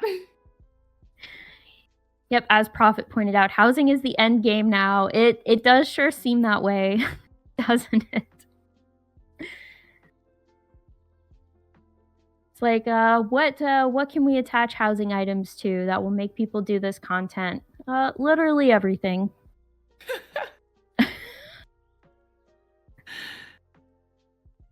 I love seeing the bonus picks because the creativity, like I can imagine that's when it gets really complicated, right? Like, you're picking your first 12, that's plenty, whatever. But once you get down to that really, nitty gritty, what are we going to do? And you never know who's going to get banned. So you got to make sure you have plenty of options. Oh, absolutely. And the bonus picks come after they pick the main team. So it's your chance to find something that you might be able to use to counter something you think maybe the other player will prefer to use. Well, so and this one I'm seeing... Yeah. I'm seeing a lot of overlap, I feel like, which does also add the risk that you could get a pretty low, if the big ones are on both teams and they get banned, you can hit a pretty low team option list very quickly. That's true, but it would definitely make for an interesting fight in that regard, because I think, if your choices are more limited, you've got to be a little more creative in the way you manage to get your win. As a pet battler, I was thinking, when you're playing, like, does anyone ever have any interest in playing like team versus team where like everyone is playing the same pets, or would that just not be as fun of a game? I think that would definitely be possible, and it would be probably one of the more RNG fights you would see, because when you have speed ties, it's a coin flip on who gets to go first. And then, of course, you do have the ability to vary the abilities you choose. So it's not like you're both fighting with the same exact abilities. And I mean, honestly, it'd be interesting to see how people would play, and like, key here would probably be using swaps to maybe try and get faster. But then if the person swaps to that same pet, like, there's a lot of stuff that could go into it. Yeah. The strategy on this, man. Crazy. I know. Yeah. Oh. And they are still waiting to pick their final pets, that, assuming there's a lot of thinking going on here, people trying to figure out what we are doing. Yeah. I'm noticing that, well, not anymore, but for a very, very long time, they were both stuck on their last one, which I can imagine was trying to game this one out. Yep, and it looks like perhaps Tap Taff, which I always thought was a very cute name for a pig. Oh, I want to see Tap Taff so bad. The pigs are very, very cute. Absolutely. All right. So we are into being able to ban 2 pets. That is what Baldorax is getting ready to do now. So here we go. And remember, if Baldorax bans something on Flowsea's team and they have it on their team, it is also banned. So there goes the Renishu Runt for both people.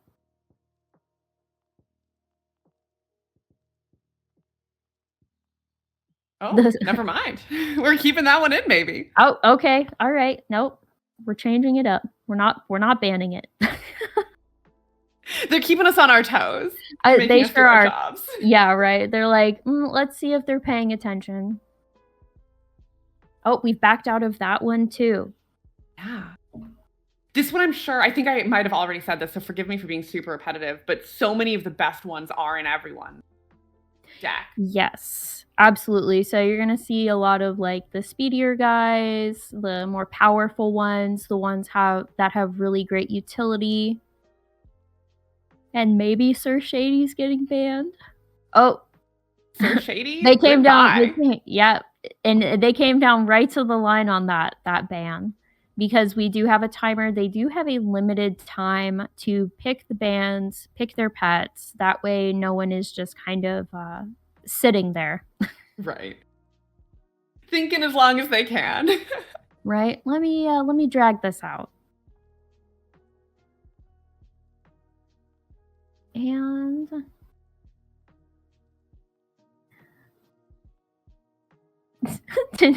one has said, I want the Venture Bombshell, and Tanixian is adamant about no more Bombshell.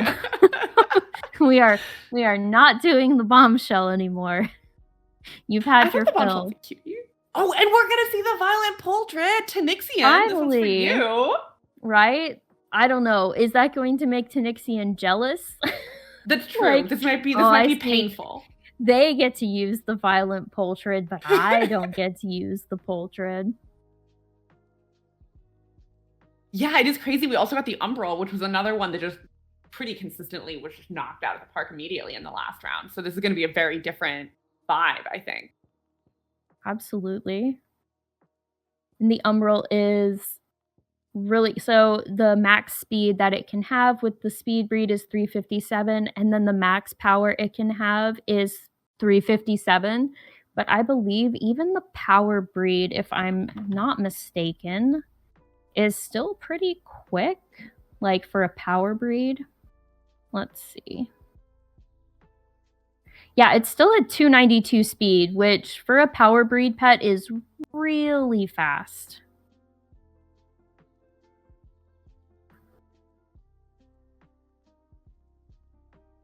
See.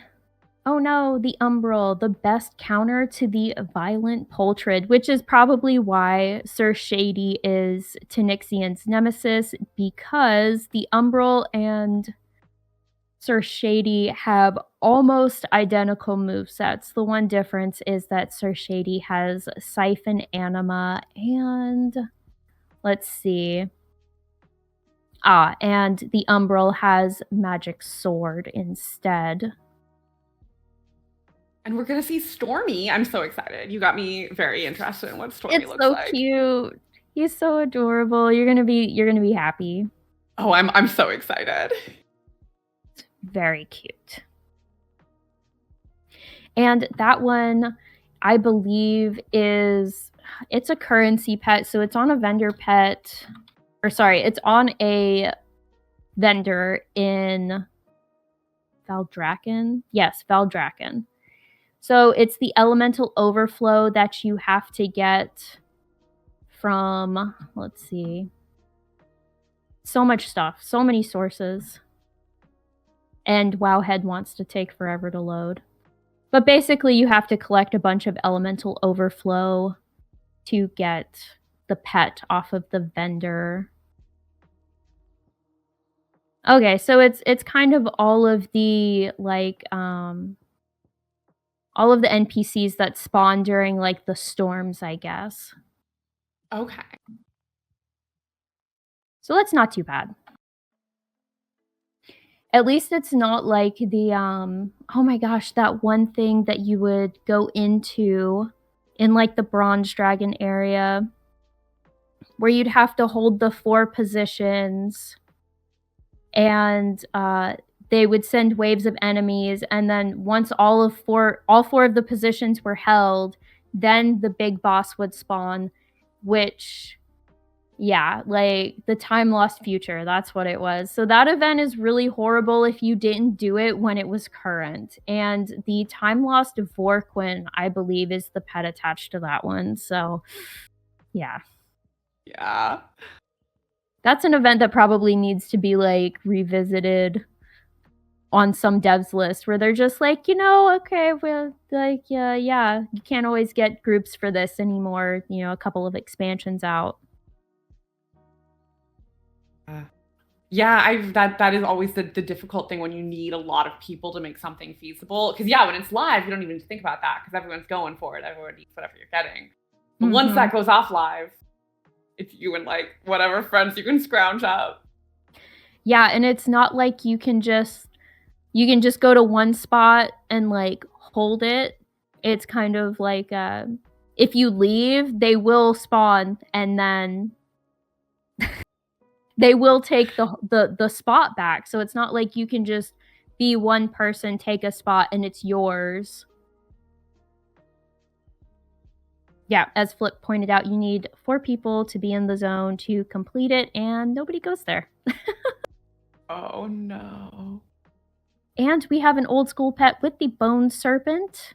Like, for real this time. I know it was picked a couple times last time, I think, and then, like, it got switched out for something else. But for real this time, the Bone Serpent. We're locked in.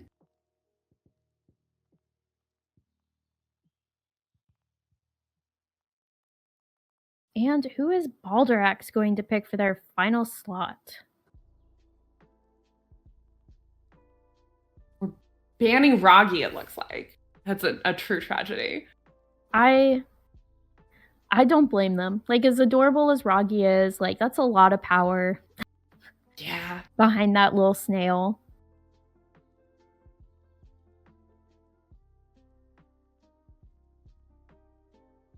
Got the Jeopardy music going on. Do, do, do, do.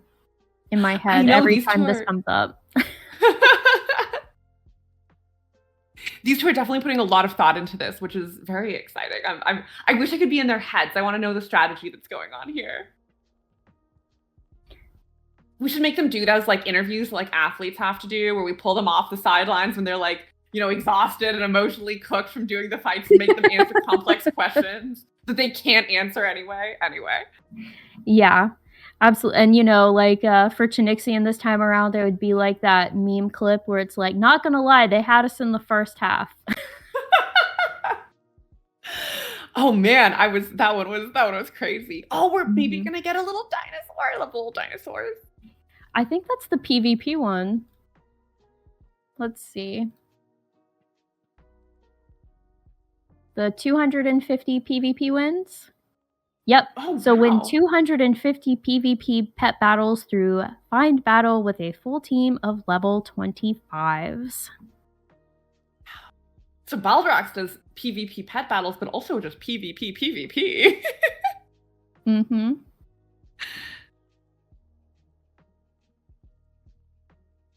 And they are picking their abilities now that they have finalized their teams. Fuen says he thinks, they think Baldrax does everything.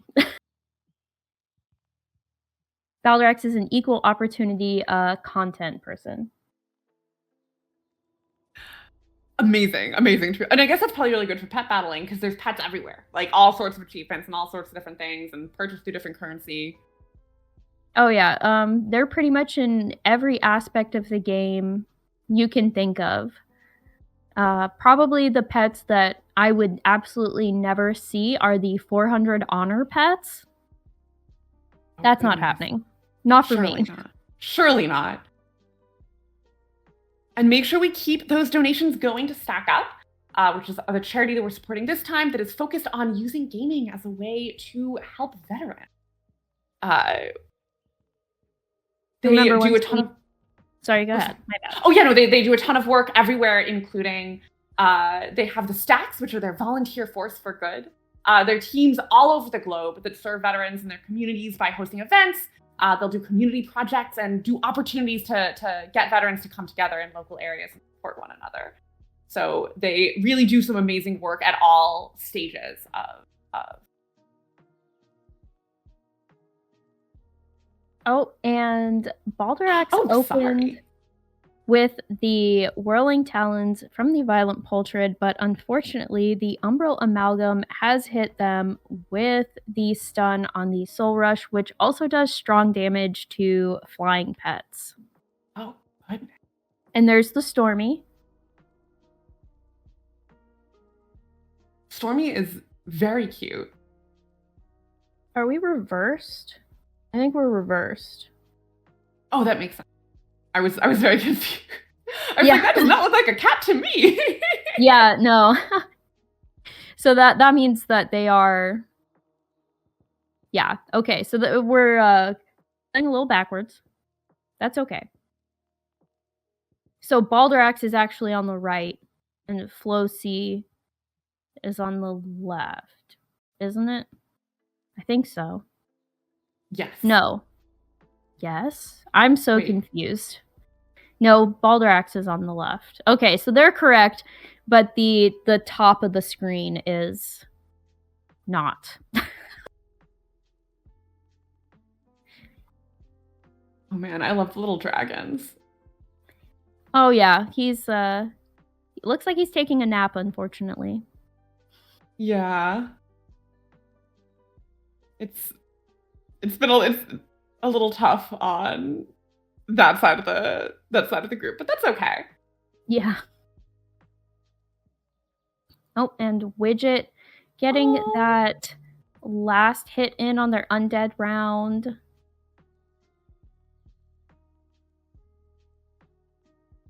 Okay, we are down to the Bone Serpent and the Umbral Amalgam. And the Bone Serpent has been stunned. The Umbral Amalgam hits them with that cleanup. I cannot see. Oh, and we have officially gone into the undead round with the magic sword. And this is the last chance for the bone serpent to do any damage, but we use that tri-shield, and that is it for that first match. Because it was backwards, I'm a little confused as to who won. I'm sorry. Okay, Baldrax won. First match, Baldrax. That got a lot closer than I expected by the end, though. It seemed for a second that it was kind of going to be a, wipeout, but they kept going. And by the end, it was down to a 1-1. Yes, I think the stunted dire horn had that Triforce shield. I think that's what it's called. I'm probably saying it. Trihorn. Triforce. Oh, wrong game. My bad. Trihorn shield. Which reduces damage from each attack, which meant that bone barrage wasn't going to get through that because it does multiple hits, but they're all low damage. Shield of Hyrule and Princess Zelda. There you go. We got to start bringing in pets from other games. That would really shake it up. Right? Some collabs. Collab pets. Not just from Blizzard games, but from, other games. Yeah. I somehow forgot the ability to, think of another game that's ever been played. So I guess... Yeah, right? There are other games besides WoW, of course. Of course I can name other games. Yeah, video game. I know that one. Yeah. Oh my goodness. All right, I think they are... All right, they will be going back to their team picks and bans here in a moment. All right, and ooh, I am lost a little bit. All right. So don't forget, at the $500 donation goal, we do get that VALOR t-shirt. And we will be doing that giveaway. And if you're curious of what the next goal is, it's $750 for a VALOR mouse pad. And I can attest, these are really good shirts. I love this shirt so much. It's so comfy, cozy. So strongly recommend. And the way we get that is sending in those donations. So make sure you're clicking that Tiltify link. Yes, the shirts are very comfortable, and as far as I can say for mine, they are true to size. So if you're generally a medium, you're going to be a medium. If you're generally a small, you're going to be a small.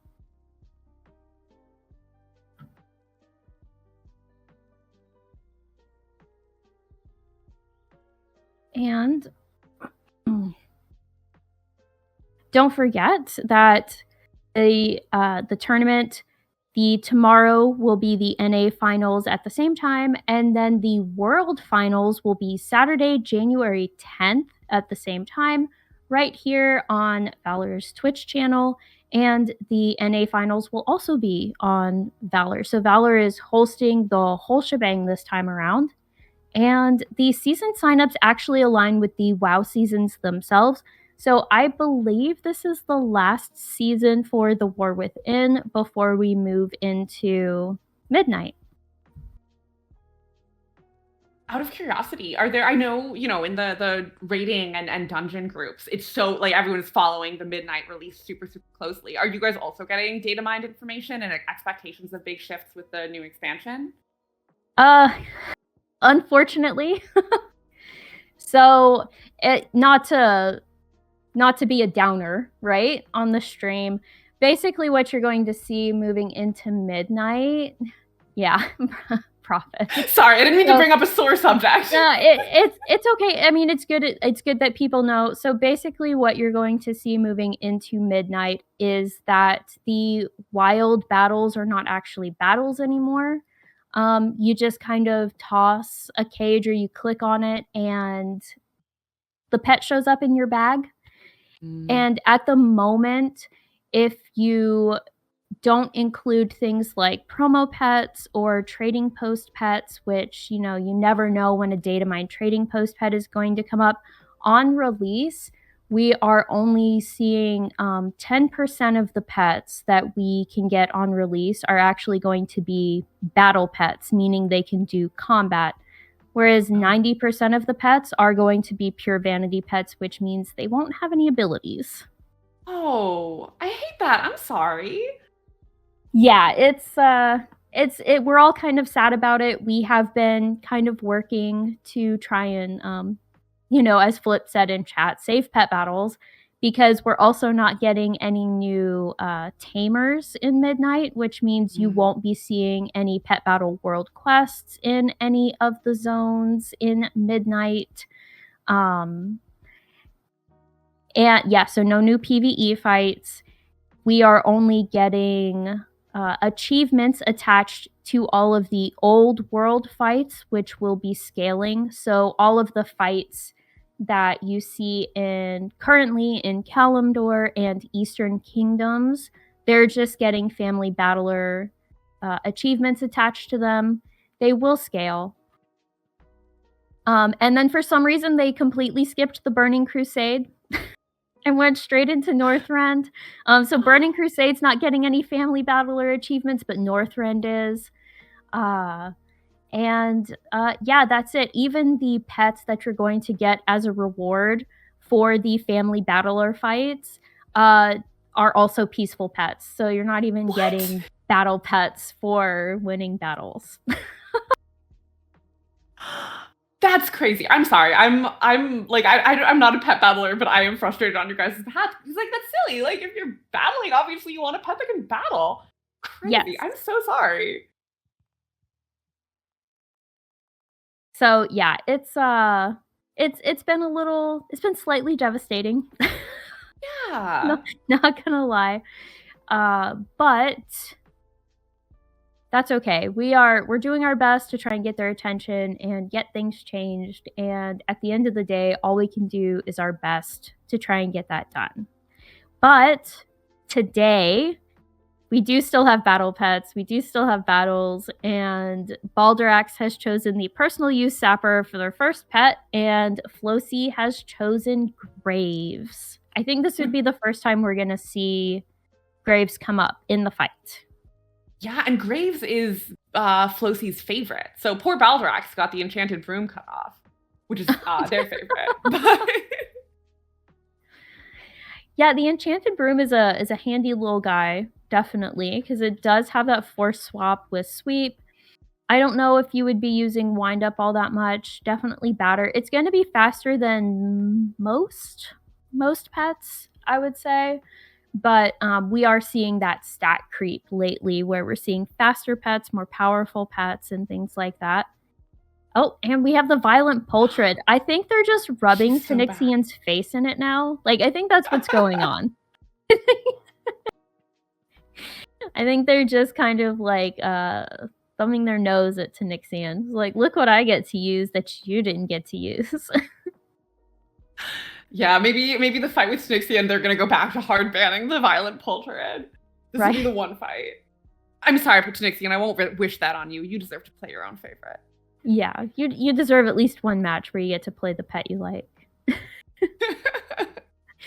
And then Flip said, while making those player cards, it was definitely hard to take an action shot of a broom. Oh, yes, because yeah, the cards have the favorite pet doing a thing, and the broom. I actually will say, I'm looking at the card. I guess you guys aren't, so I'm looking at the card, and I can say it was a really good job, Flip. You found that action shot, made that work. Oh, there we go. Now we're all seeing it. All that dust. Taking care of all that dust. Man, I want an enchanted broom. I want someone to just, clean. My dog would hate it, though. She's already stressed enough by the vacuum.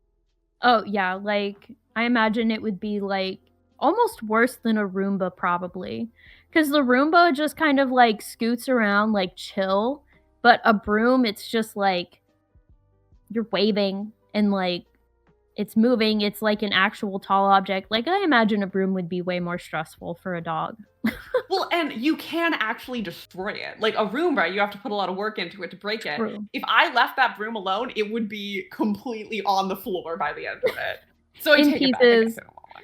Kind of like the Sorcerer's Apprentice when Mickey takes, like, the axe to all the brooms. No, literally, that would be exactly what my dog was channeling. And we are seeing the Renishu Runt for the first time this round. I like this guy in PvE because not only does he have 2 weather abilities you can choose from with Call Lightning and Sandstorm, it has Focus, which means you can make yourself faster. It can get up to 325 speed, and it still has all that power.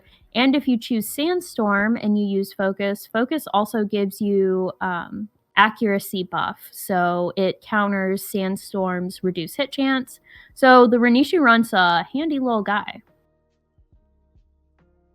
And we got the magical Crawdad. We're really playing with a lot of things we didn't get to see last time. Oh, for sure. And the magical Crawdad can be a handful. It's got all that health, and then it's got Wish on top of that. So kind of happy that there's no sunlight. Because that pet can be an absolute menace on sunlight teams. Oh, wow. I'm so sorry. Remind me one more time what sunlight does. So sunlight increases the amount of health your pets have on the team. And yeah, I think it does additional for healing maybe. Hold on, I try not to think about sunlight too much. I actually have a funny little meme template where I've got a picture of the sunflower and the singing sunflower, and it says 0 days wasted since sunlight photosynthesis strat.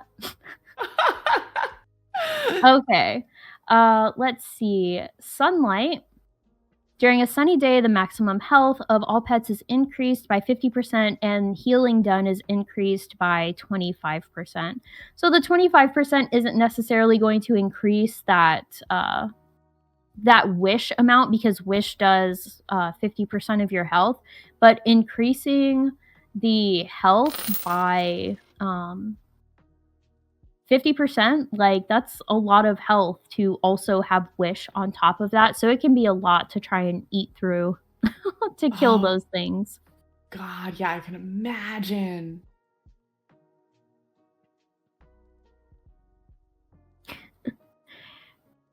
Yes, extra healing on sunlight and takes half the life of the enemy pets. So sunlight's actually pretty fun to combine with things like dragonkin pets, because the second you get someone below half health, that's when you can start getting that dragonkin buff every other round when you do damage.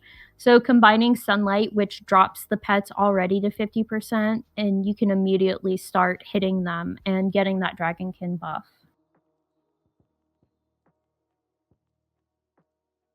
And we got a $25 donation toward the goal. So good job, guys. That's $25 more to that $500 goal for that t-shirt giveaway. Okay. Battle start. And we did have the competitors swap sides, so the top should be aligned with what's going on this now. Yes. Thank goodness, because I was just like, someone won. I don't know who, but someone won that match. Good job. It is the opposite of the pet draft, though. So Flow C is on the left and Baldrax is on the right. Yep. All right, we are starting with the Timeless Mechanical Dragonling and the Violent Poultrid. And the Violent Poultrid, of course, setting up that bleed, which will hit through that decoy. So decoy is not eaten by the bleed, which I'm sure can be frustrating because it would be nice. However, the personal use sapper, I believe, is the pet that was chosen. Yes. Mm-hmm. that will eat through that decoy pretty quick, because decoy can only take 2 hits, and I believe the build turret does at least 4 hits. Oh, and we do have that, I think it's Razor Claws. It's either Razor Claws or Black Talon from the Razor Talons. Actually, it was neither. It's Razor Talons doing that extra flat damage, and the personal use sapper has been taken out of commission, and now we have Graves. And we don't have Graves. I lied. We swapped. To the run. They're moving quickly. They're doing a lot of swaps. They sure are. And it looks like the runt is going to do that sandstorm to help counter the damage not only from the build turret, but also the bleed. Because while the violent pultrid is fast, it is generally not too terribly powerful. And the Renishu runt was taken out there, and now we have Graves. There we go. Back to Graves. Back to Graves. Oh, he's a healer. Yes, so some undead pets, generally undead pets, have consume corpse. So it will consume the corpse of their fallen comrades to heal 50% of their health, which also means that it can only use the ability for as many teammates that are dead. So if Flo C tried to use Consume Corpse again before another pet on the team was dead, it wouldn't work. Okay. I do think it's very funny that they leave it available, though. So, like, you can still click on it and just be wrong. Yes, they do let you make that mistake. All right, and now we are down to the Magical Crawdad with Surge.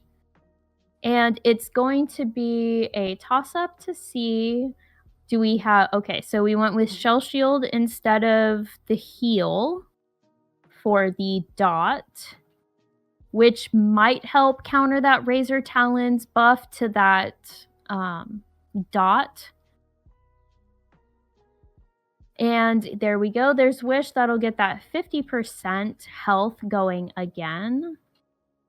And the Magical Crawdad has finally cleared that decoy, and Wish heal went off for that 50% health.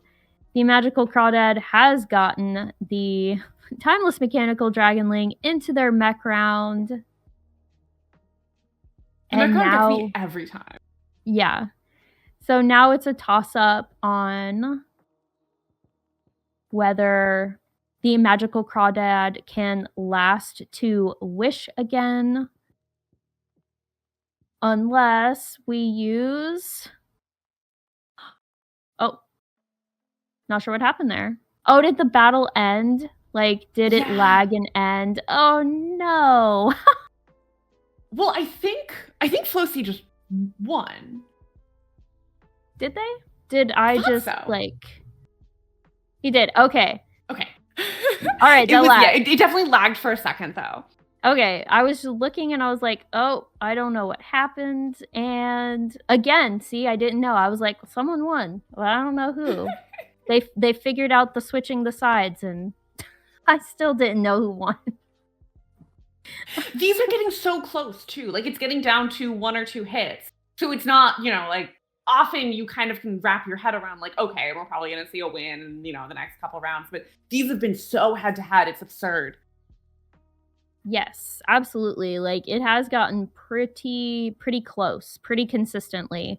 And I don't know if we're going to do this back and forth again. We're going to go to five fights on this one, too. And then it'll be... someone gets to face Tanixian again to try and get that 1,000,000 gold and the spot in the finals. All right, so we've got the Violent Pultrid, probably hard countering with that Umbrum Amalgam, and we've got the Renishu Runt again. So it makes me wonder if Baldrax is going to not choose the personal use sapper just because of that sandstorm. And we're going with Roggy instead. perhaps, at least for slot 2. I do think it's very funny that it doesn't seem like the bans are changing heavily based on the wins. Like I felt like with the last fights, very much like if a pet was dominating, it would get banned out, and I feel like that just isn't happening as much. It's very interesting. Yeah, I do find it amusing, no offense to Nixian, that it took so long to ban that Venture Bombshell, though.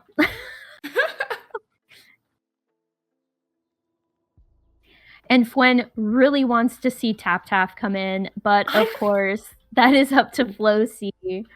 Flo C! My man, I'll just yell loud enough that they can hear. I imagine it's probably a counter to, like, the Lost Limb, like, any of the undead stuff, because of those critter attacks. So unless Baldrax picks something of the undead variety, then probably we won't see Tap. Yeah, alas. We got to make that happen one day, though. I believe it. I do think we should have a full cute round. The point is that everything is adorable. You have to pick only cute pets. Okay, so to be fair, like I'm one of those weird ones where I'm just like, oh, it's so cute, but it's just like all like oozing teeth and like it just looks absolutely horrific. And I'm like, it's so cute though. Oh no, I like the ugly ones too. I think that's so true. Everyone in my guild was whining about the achievement bird, the mount for the raid this year, and like I thought it was adorable. It's a cute it's a scraggly little bird. Yeah. I love a little scraggly guy. I love a guy that probably looks like it could use a good groom and sesh. Right. We do have a few battle pets that are like that, where it's like, yeah, this is kind of a face only a mother could love, but and I like I'm the mother. Yeah, apparently I'm the mother because it's adorable. And let's see. Baldrax gets to add their final pet. Ooh. And they might want to look for something to counter Stormy. Which one? Definitely not anything beast. Because that would be a disaster. What makes you say that? Is it just that everyone is... Oh, because it has Call Lightning, and a Call Lightning would definitely eat through a beast pretty quick. Fair. Oh, we are doubling up on the little Void Bros. Oh, maybe not. Are we going with the personal use sapper? Personal use sapper it is. It sure is. All right. Now they are picking all of their abilities. We are waiting to see. Yes, as Flip said, Call Lightning is a mechanical move, and mechanical moves are strong versus beast types. Thank you, Flip. I did not convey that very well. I was just like, well, it has Call Lightning. Of course you don't want a beast pet. I was just like, Yes, as Flip said, it's because it's a mechanical ability, and mechanical abilities do strong damage versus beasts. That makes sense. I do always consistently forget that the abilities have a different type than the pets. So I don't even think to look at that when I'm looking at the different pets. Yeah, it's actually so sometimes some of the first places I start for coming up with a general team is I look at the enemy's abilities and I'm like, okay, what pet is going to take weak damage from their abilities but do strong damage in return? And it looks like we have started, and the players, Flocy and Baldrax, are going to be picking their first pets to start the matchup. And who do we have coming out first? Oh, the timer.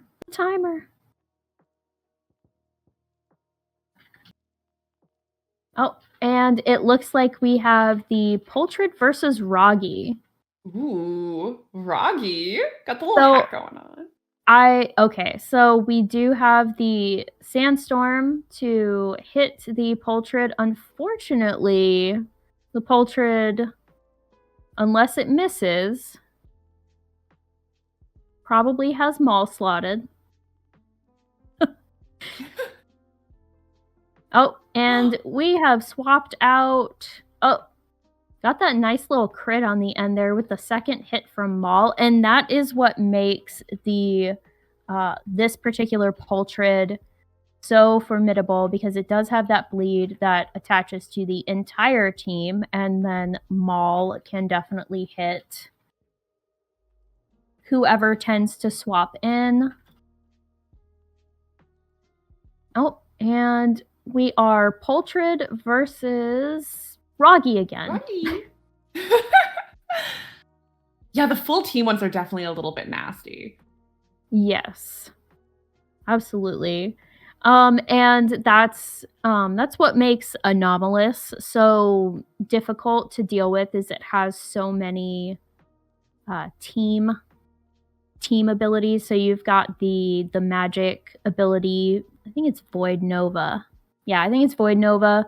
That'll hit the entire team with magic damage, and then you've got Poison Protocol, and you can even increase the number of rounds that Poison Protocol will put the dot on to your team by doing Toxic Fumes.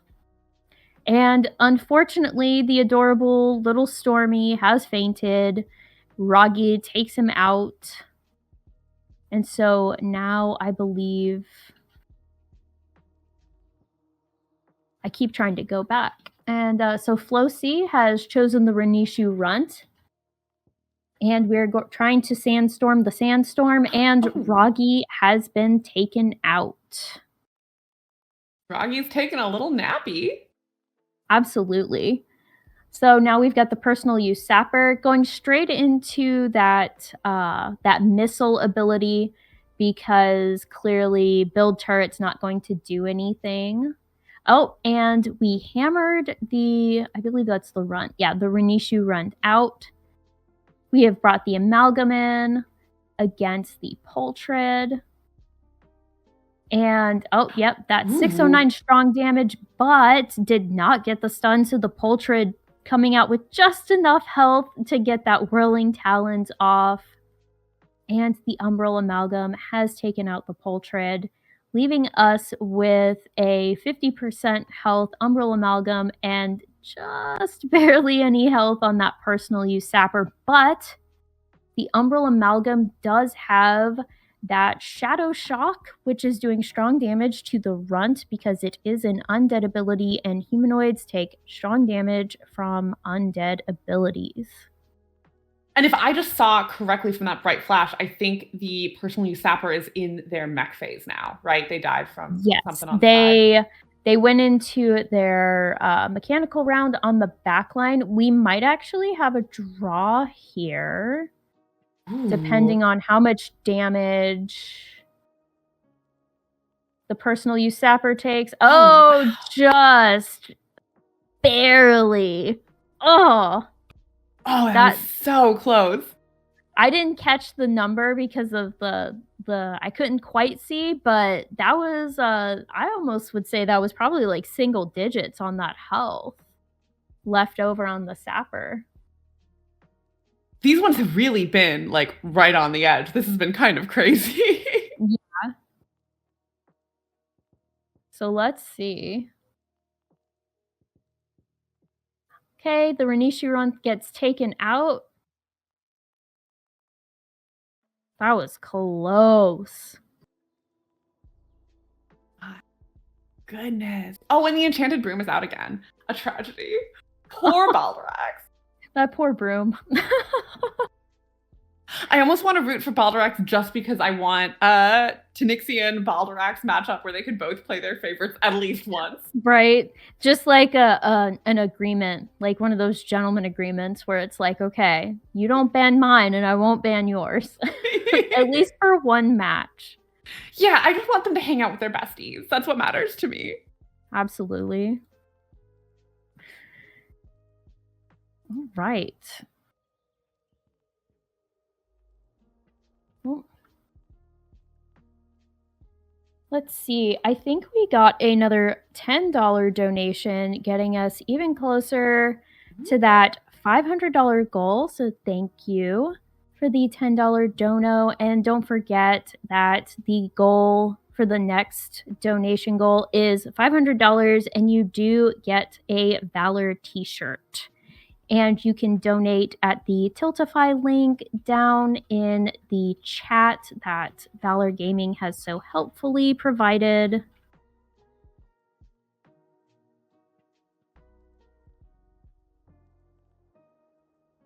And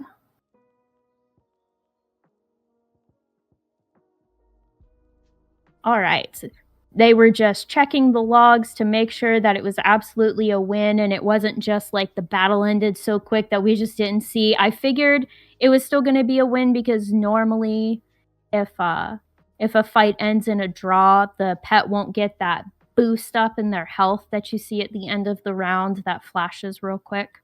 But you never know. So we were checking the log to confirm Baldrax's win, and they did get that win. So if they win here, that means they get to move on to face Tanixian in the finals, or Flocy wins and they go head-to-head in the 5th match this time around. So with that potentially being a draw, how was it that there was a like damage over time ability that meant that they might have died simultaneously? Yes, because of Swarm of Flies was on from the Renishu Runt, and the Bleed was still on from the Violent Pultrid.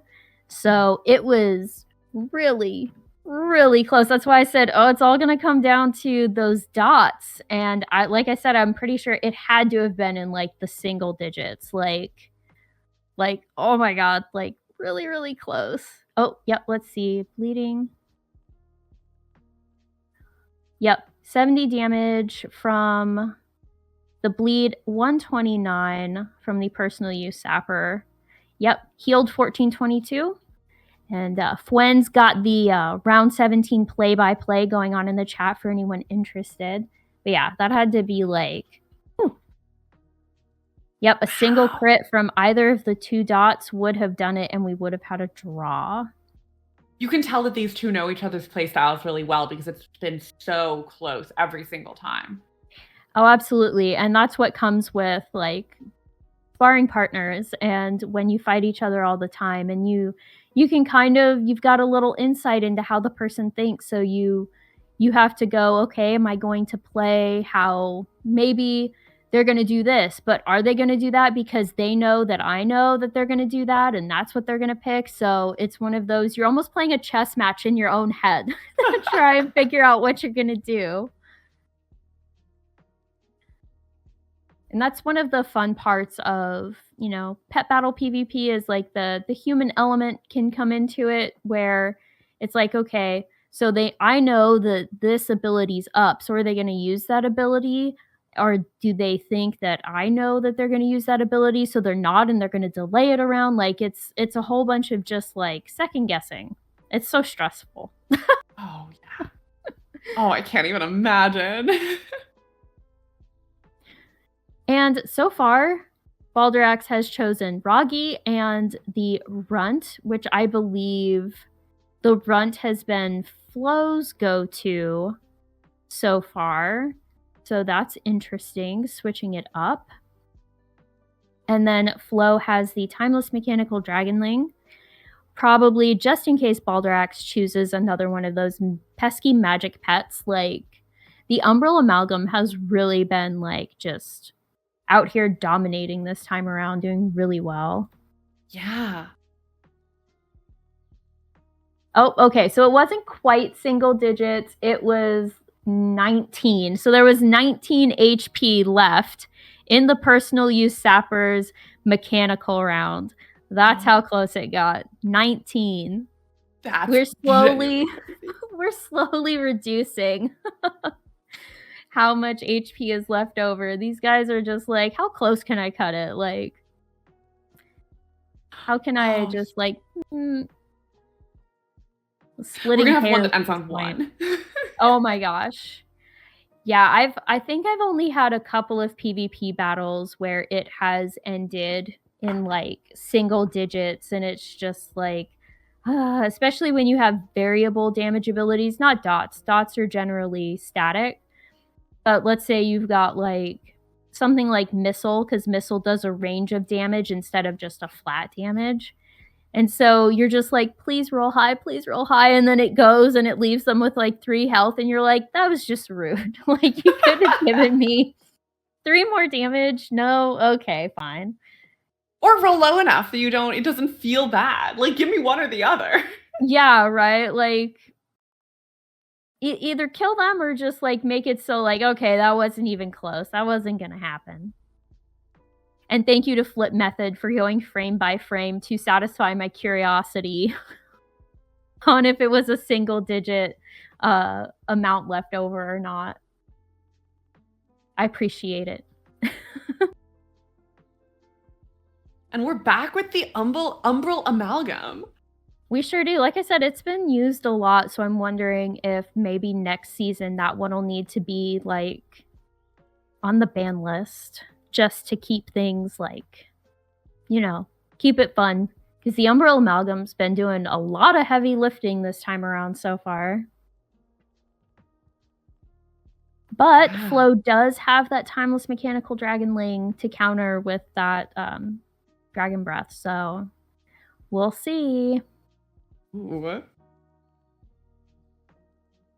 And Flo gets to add one final pet. Flo, if you can hear me, you can't. If you can hear me, one with tap tap. At least one. Maybe they're saving it for if they go into the 5th. Like, if they go into like the 5th fight, they will. Oh, they chose. Hey, look at it! Oh my goodness! Tap tap. I'm gonna laugh if tap tap helps pull out the win. That's gonna be great. Isn't that Flowc's quote? Am I mixing people up? No, the personal quote for Flowc is the unexpected pig is the deadliest. So we'll see. We'll see. Absolutely. I love it.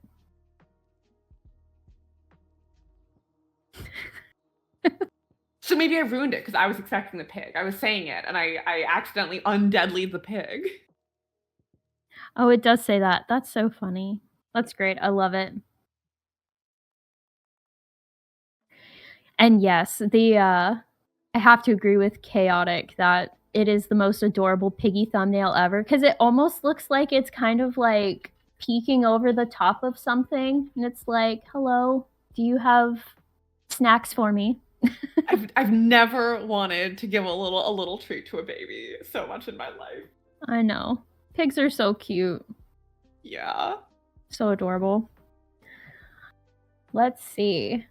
And it looks like they are getting set up. Let the pig win, please. Tanikian's rooting for Tap Tap right now. All right, so we get to pick our first pets going into what might be the final match if Baldurax wins. Are we going to save the deadliest unexpected pig for later, or are we picking it now? Oh, it has little mud on it. I love this pig so much. It is very cute. And we pick the Black Slyvern pup first. If we're going on pure cuteness, this one is Flo's. It's in the bag. It's not even a question. Oh, yeah. Definitely a cute team. Like, for sure. Over... Like, don't get me wrong, Roggy is very cute with his little, like, opera Viking helmet. But they're doing a lot of heavy lifting for the Umbral Amalgam. No hate to the Umbral Amalgam. Great pet. Absolutely. Just, you know, not quite that cute. Oh, and the Black Slyvern pup has been taken out. Oh, no. Goodbye, back. Oh, and it's pig time. It's pig time. Which will be good against Roggy if Roggy stays in, because we do have beast abilities, but it looks like the Renishu Runt got swapped in instead. Ooh. Oh no! The Call Lightning Strikes, that mechanical ability. No. I guess we all forgot about the call lightning. The unexpected lightning might be the deadliest. That might be the deadliest. Oh no. Oh, didn't even take time to just finish him off with like the zap. Just used swarm of flies, and now okay. Oh. Goodbye, Piggy. Goodbye, Tap Tap. We loved you. You were great. Never leave your farm animals out in the storm. True. And the Timeless Mechanical Dragonling has taken out the Ranishu Runt. So now we're going to see, excuse me, if they bring Roggy in. I figured it would be Roggy just because of that, because of the Flame Breath that would do strong damage to the Umbral Amalgam. Rest in pig, lol. This is definitely going to be an uphill battle for the Timeless Mechanical Drake, but it does seem like they're doing a pretty solid hit against Roggy. Flosi is not giving up at all. And apparently, fun fact, Truffles is also the name of a famous corgi at Blizzard HQ. It's a very classic corgi name, I think. Love that. And, alright, we switched Roggy out. We do have the Umbral Amalgam in, and Flosi is throwing up that decoy, trying to buy some time, and to eat through the Umbral Amalgam's health with that Flame Breath. And the Umbral Amalgam is out. We still have a decoy up. And remember, the Timeless Mechanical Dragonling is not in their mech round yet. So... if... Oh, and the crit gets it! The unexpected pig truly is the deadliest! All right. That's so crazy. It is 2-2, the deadly pig. W pig. Oh my goodness! Right. The pig was avenged. Tap Tap truly took one for the team. I'd have to agree there. It definitely ate that call lightning because it was such an obvious pick for Baldrax to use against Tap Tap. So maybe because Tap Tap took that call lightning hit, it saved the Timeless Mechanical Dragonling, and Flosi was able to pull out that win. Oh my. All right. We are back to banning. Baldrax has banned both of the Dragonlings. Said absolutely not. None of them. Flip Method points out 2-2. These are why it's the finals. 100%. Absolutely. Oh, yeah. These people have gone through many matchups to get here to the finals, many battles. And this is kind of what, you know, the cream of the crop, if you will. You can tell everyone is doing such a good job. Oh, absolutely. It's been very good matches, very close matches. So I'm looking forward to this one for the next time around. All right. And Baldrax is once again not getting that enchanted broom. Says absolutely not. Nope. But Flo gets their graves. It was like, okay. Baldrax has no fear of the graves. Yeah. It was like, I see your graves, and I give you something else in return. So who are we going to pick for our first pet? Who we, as if we're picking. Who is Baldrax going to pick for their first pet?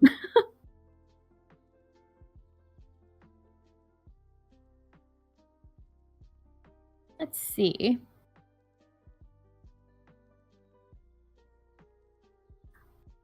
Who? Oh. Up Roggy. Makes sense. I can see that. Maybe, I'm sure they'll pick Sandstorm, maybe, but maybe the Acidic Goo and Mudslide for sure. And now Flo gets to ban a pet. Oh, sorry, Baldrax gets to ban a pet. My bad. Looks like we might be going with the Death Adder Hatchling or the Bone Serpent. Sometimes I think they just change it to make us say multiple pet names. I love that. This is the reading episode. Right? All right. Flocy gets to add a pet. Who are we picking?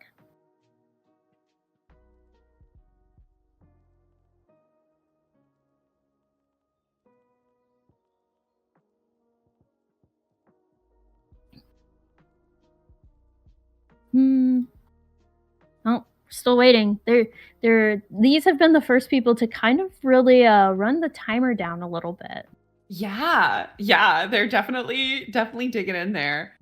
Absolutely. And just a reminder that we are doing the charity donations for Stack Up. We are at 285 right now. At 500, we will be able to do that giveaway for that VALOR t-shirt.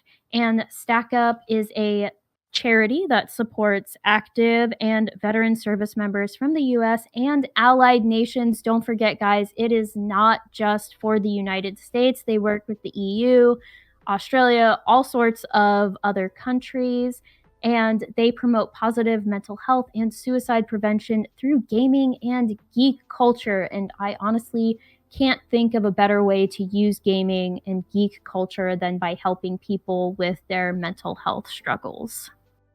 Oh yeah, one of the big programs they do is the Overwatch program, which is it's the Stack Up Overwatch program. It's a mental health support group for veterans and civilians alike, and they do this through mental health game nights and community discussion. And I swear some of the best conversations I've ever had with people are just over games. You kind of have the same like car mindset of like you're looking forward, you're doing a thing, and so you can kind of just talk and let thoughts come out. And I'm just really blown away by the creativity of how the Stack Up charity is thinking of how they can use games to really benefit people and bring people together. Absolutely. It sounds like a absolutely wonderful initiative. So don't forget, you can donate at that Tiltify link in the chat. And we appreciate all of you for your donations today. We are at 285 right now, going into our 5th match with Baldurax versus Flo C. And Flo has picked the personal use sapper, and Baldurax is still looking to find what they want for their second pet. They are running that timer out, taking their time, as Tanixian points out.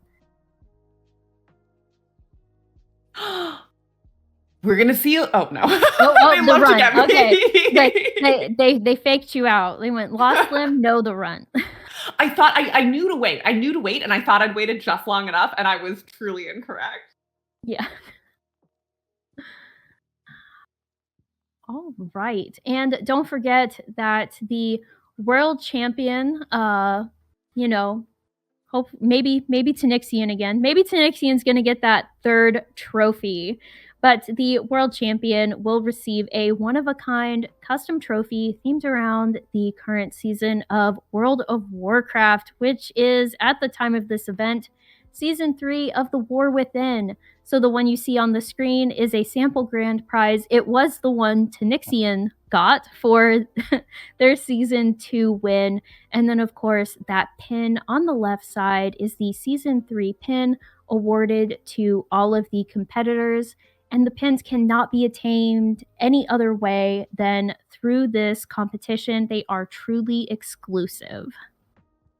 Tanixian says, I hope so. I hope I get to add the 3rd one, a fine addition for my collection. Gonna have to get like a whole case, like... Yeah. We might, okay, so yeah, instead of like, everyone's gonna be like, all right, no banning pets this next season. It's like, all right, Tanixian, you got 3. You gotta sit one out so that someone else can win, and then you can come back. You gotta take a season off. Yeah, we're banning Tanixian. Right, Tanixian's on the ban list for next season. And there is, if somebody can, whoever wins this, if they're able to knock Tanixian out, they will get a 1,000,000 gold prize. There is a bounty on Tanixian's head. Absolutely. Could you imagine, though, like Tanixian wins today, but then goes to the finals and then but loses at the finals, so that person could theoretically get not only the trophy but also 1,000,000 gold. And there is Tanixian's wanted poster, but Tanixian is ready for all competitors, saying, "You are not prepared."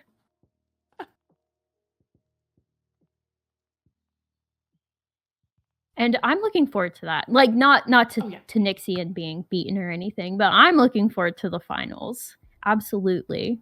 But we have to get through today first. Well, so if you are having a ton of fun today, remember that you can also come in tomorrow at the same time for NA. And then on the 10th is when the finals are. So and all of this is going to be on, all this is going to be on the VALOR Twitch. So if you are not following VALOR, please make sure to follow them, and then you'll get notified when we're having all these great pet battles. Absolutely. And of course, this isn't the only event that VALOR puts on. They do plenty of events here, and they stream consistently, and they are just a great group of people, if I do say so myself. And I'm not just saying that because they gave me a t-shirt. They are really just a lovely bunch of people. Oh, yeah. I have never had a bad interaction with VALOR. Like, just the entire community is so beautiful.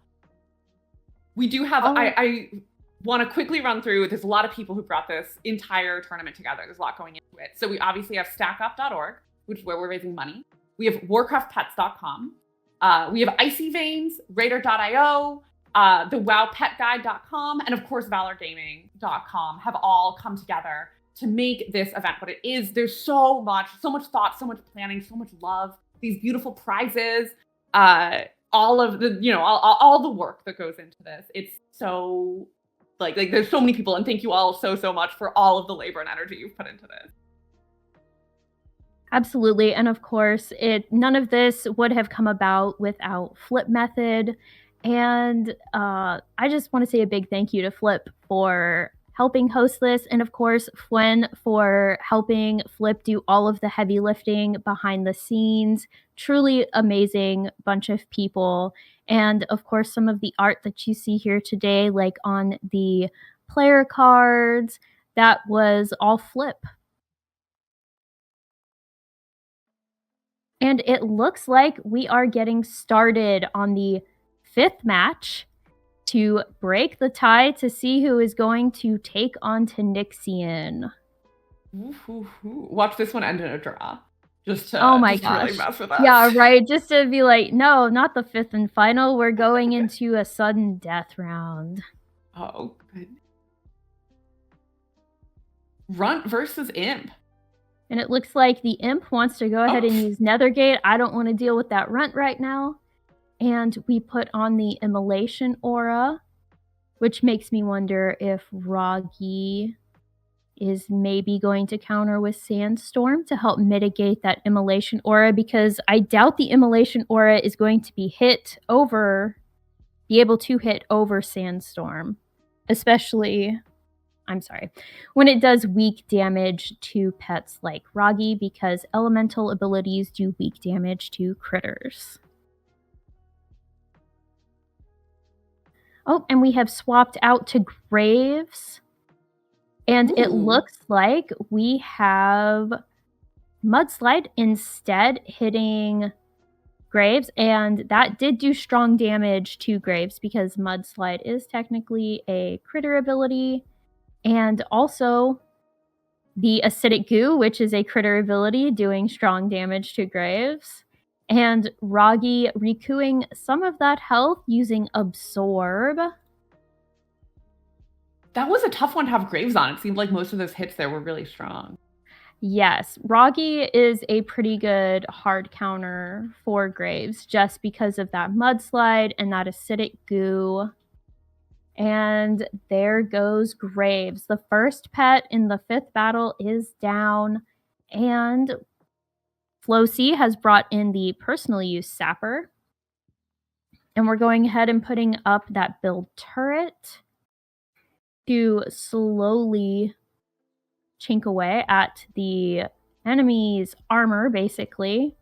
And Roggy coming out with that Acidic Goo to give that extra 25% damage. So it's a dot that does damage, but it also will increase the damage taken by 25%, which is why it can be so harmful, not just for undead pets, but for quite a lot of pets.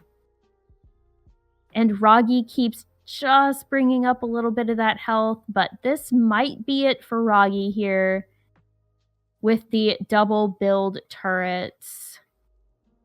Maybe. Nope. No. Oh, just barely surviving. And there we go. There we go. All right. That's what happens when Roggy's not terribly speedy. So now we are going to see who... I almost said Tanixian. Balderax is bringing in. I said Tanixian's name too much today. Everybody's Tanixian. So whoever loses, you get $1 million. Exactly. $1 million gold. Whatever. We're actually changing it to US dollar. I guess not US dollars. I'm finishing this joke. Got away from me. So we're on to the imp, it looks like. Oh, and it's going to be Imp's got to pull this whole thing off, it looks like. But the runt is almost dead, so... but the runt has that sandstorm, which is going to block anything from the build turret, anything from the immolation aura. But now we have the Umbral Amalgam at almost full health with that strong damage of the Shadow Shock and the miss because of the sandstorm. And with that, Balderax has secured their spot in the EU finals against Tanixian. Oh my goodness, what a match. That was all of those were crazy. This was just ongoing insanity. Absolutely. That was a really good match. Also, Valor Gaming would like to point out that for legal reasons, that was a joke. They do not have $1 million to give away. Please do not serve us papers to try and get. And damn that 10%. Absolutely. So that 10% is actually why there are quite a few pets I don't like using in strategies. Because I don't like risking the stability of a strategy on that 10%. But, you know, sometimes you got to play a little fast and loose with these fights. Oh, yeah.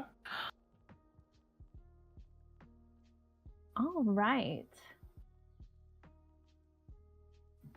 All right, so I think we're taking a little bit of a break before we hit the finals, which is crazy. Absolutely. And again, but think about it. Every time Tanixian comes in, you get a chance at $1 million gold. So chance at $1 million gold? Yeah, Balderax has their work cut out for them. But we will be back in about 5 minutes. Don't quote me on that, because if I say for sure 5 minutes, it'll be more than 5. So something will happen.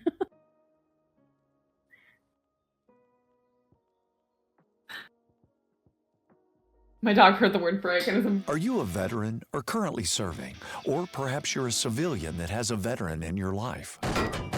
We want to stack up with you. StackUp.org brings both veterans and civilians together through a shared love of gaming. StackUp serves not only active duty troops and veterans in the U.S., but also our allies throughout the world. We do this through 4 primary programs. Supply crates, giant boxes of the latest in games and gear sent to active duty troops and veterans to raise morale, build camaraderie, and help combat post-traumatic stress. Air assaults, where we fly deserving veterans to life-changing gaming and geek culture events. The Stacks, our local volunteer teams coming together to support military personnel around their community. And our Stop Squad, Stack Up suicide awareness and mental health support team. Our trained volunteers are on call if you're looking to talk with someone about your problems. We're here to help. Please reach out to us through StackUp.org to find out how we can support you or the veteran in your life today. The EU finals of the Pet Battle Master Championship. EU for the EU. What did I say? Did I say NA? No, you didn't. You didn't say either. I was just like, EU, just to be specific. It's midway through. All I can think about is pets. I could name every every pet in the world right now. The only thought in my head is Umbral Amalgam. Right? Oh Can't my even say that gosh, that right. one's killing it today. Doing Oh my great. goodness, this has been quite a matchup today. I'm losing my mind about what we're gonna see next. Absolutely. We have gone to the 5th round for both matches so far, and we are in the EU finals with Tanixian versus Baldurax. And in case anyone is just tuning in, Tanixian has a 1 million gold bounty on his head. He is the Season 1 and Season 2 winner so far, looking to add Season 3 and the trophy to his shelf with the other 2. He's looking for a turkey on the trophies. 3 strikes. No one can win.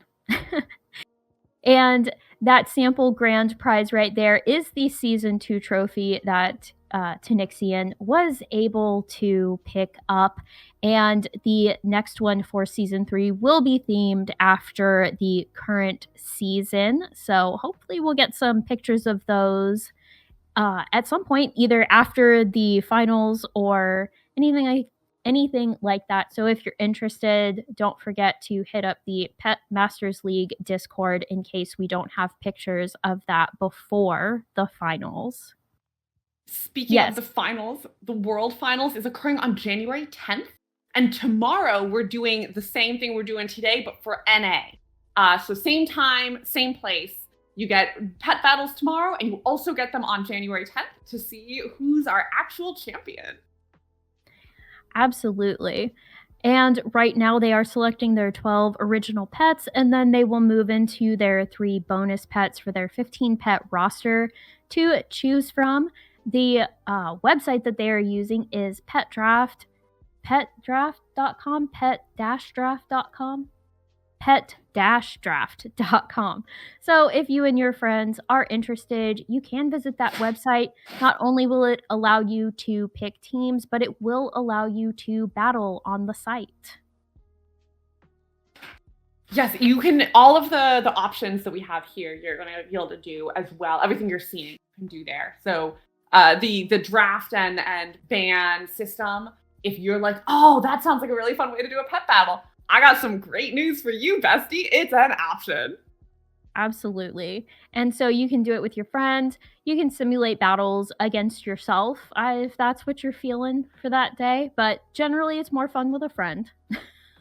You can show off your elite pet battle PvP skills.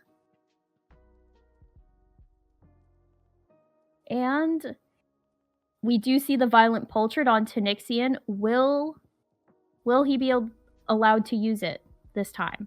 Who knows? I'm really hoping these are the 2, for those of you who haven't been here the whole time, that neither of them have gotten to play their favorite pet, which is the Violent Poultry for Tanixian and the Enchanted Broom for Baldurax. And I'm really hoping we get at least one option for them both to play that. I think they deserve a chance to play their favorites. Absolutely. And don't forget, today, the charity sponsor that we are sponsoring is Stack Up.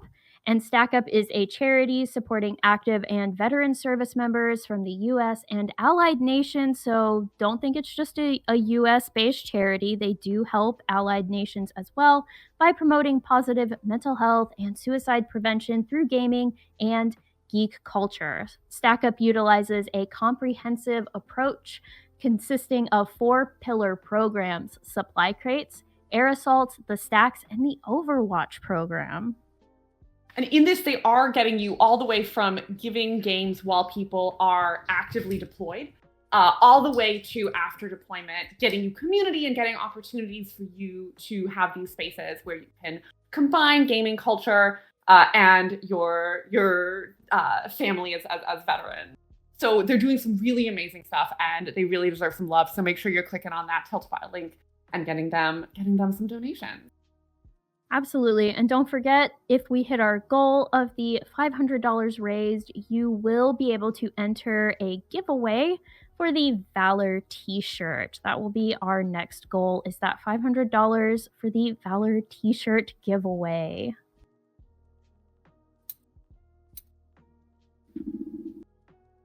This is so exciting. I'm seeing some snakes. I'm seeing some things that we haven't seen as much before. My pet decided to join the battle. He's like, you wanted a battle pet. Well, I'm here. I am a battle pet. I will battle. I think yours wins for the cuteness, though. Like, as adorable as all the pets are in game, it doesn't really beat the real life adorableness of IRL pets. Oh yeah. Oh yeah. We love them all, but there's nothing like our babies. Absolutely. And it looks like perhaps they have all maybe locked in their bonus picks, and we'll be able to go into starting the pick ban section, which, let's see. I feel like I say this every single time, but it does feel like this is, again, the most overlap I've seen. Which I suppose makes sense. We start to, they've all gotten the other person play, so they get a chance to, understand what's going to be risky and what's going to be positive. And Tanixian immediately went for the enchanted broom. No! One fight! I believe it. We're going to see it one day. One day. Is like, Tanixian, like, how do you not expect them to counter and just, like, not let you have the violent portrait either? Of course. I'm curious. Yeah, remember, if they ban it on the enemy team, it also gets banned on their team. So if Baldorax does ban that violent portrait, it means they will not be able to use it either. But so far it looks like maybe we're going with the Timeless Mechanical Dragonling and the Lost Quill. And there is a little bit of a backdoor to the, if you ban it on your side, you can't use it, which I believe, if I'm looking at this correctly, if you pick it first and then ban it on the other team, it doesn't get kicked off your team. So that is technically... I believe that did happen last time. Yeah. Yeah. So you could, if you really play it right, you could get it on your side and not let the other person have it. Absolutely. And speaking of bans, there might be some, if you ever get into the PvP queue for pet battles in WoW, there might be a few pets that you think, I see this all the time in the queue. Why am I not seeing this pet here? Because that pet wrecked me. It would absolutely clean the floor here. Well, the Pet Masters League will ban certain pets to keep things fresh and engaging and the fights fun. So some of the usual suspects like Anomalous and Jingles or the Anubisath Idol, those ones have been banned simply because they get used so much that it can just lead to repetitive, boring battles. And that is why you might not be seeing those. And we also have an ability restriction, meaning if you do pick a pet with Sandstorm, like we've seen a lot of the Renishu Runt today, the Renishu Runt has Sandstorm. So if you utilize Sandstorm on your Renishu Runt, if you have another pet, like we have, let's see, I don't know that we have, maybe the Akir Tunneler has, let's see, Akir Tunneler has Sandstorm. So if Tanixian picked the Akir Tunneler and the Renishu Runt, only one of those pets would be allowed to use Sandstorm. You can't have it on more than one pet.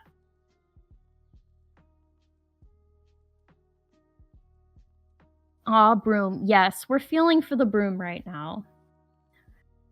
I believe that one day I will see the Broom in action. Yes, and Paladinissa has pointed out Jingles. Jingles is actually a new ban this season, simply because it was used quite a bit last season, I believe. So to help keep things, again, fresh and engaging, Jingles was banned for this season, along with the Cobble Shell, the Lime Robo Clucker, the Teardrop Moth, and the Karaji Guardling.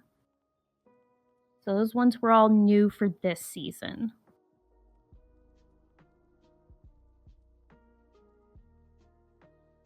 And don't forget that today is brought to you by the proud partners of the Pet Masters League Tournament Finals, StackUp.org, the charity that we mentioned that we are raising money for right now, warcraftpets.com. I'm sure many of you know that wonderful collecting site that we all have. And don't forget to update your profile on the site so that you can watch yourself jump up in the ranking the more pets you collect. That's always fun, especially in a new patch.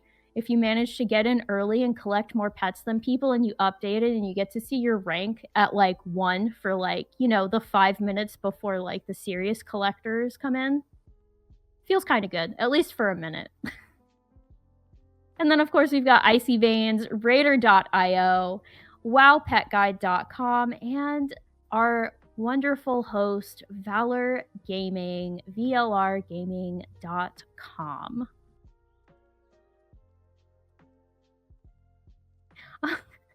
Flo C has stated, "It's been so long since Baldo has played the broom, he surely doesn't know how to play it anymore. Tanixian should just leave it open." I agree. This is what I've been saying. Is Flo C genuine, or is Flo C perhaps psyoping Tanixian? No, I think genuine. I think this is true. I think we should all petition. One matchup.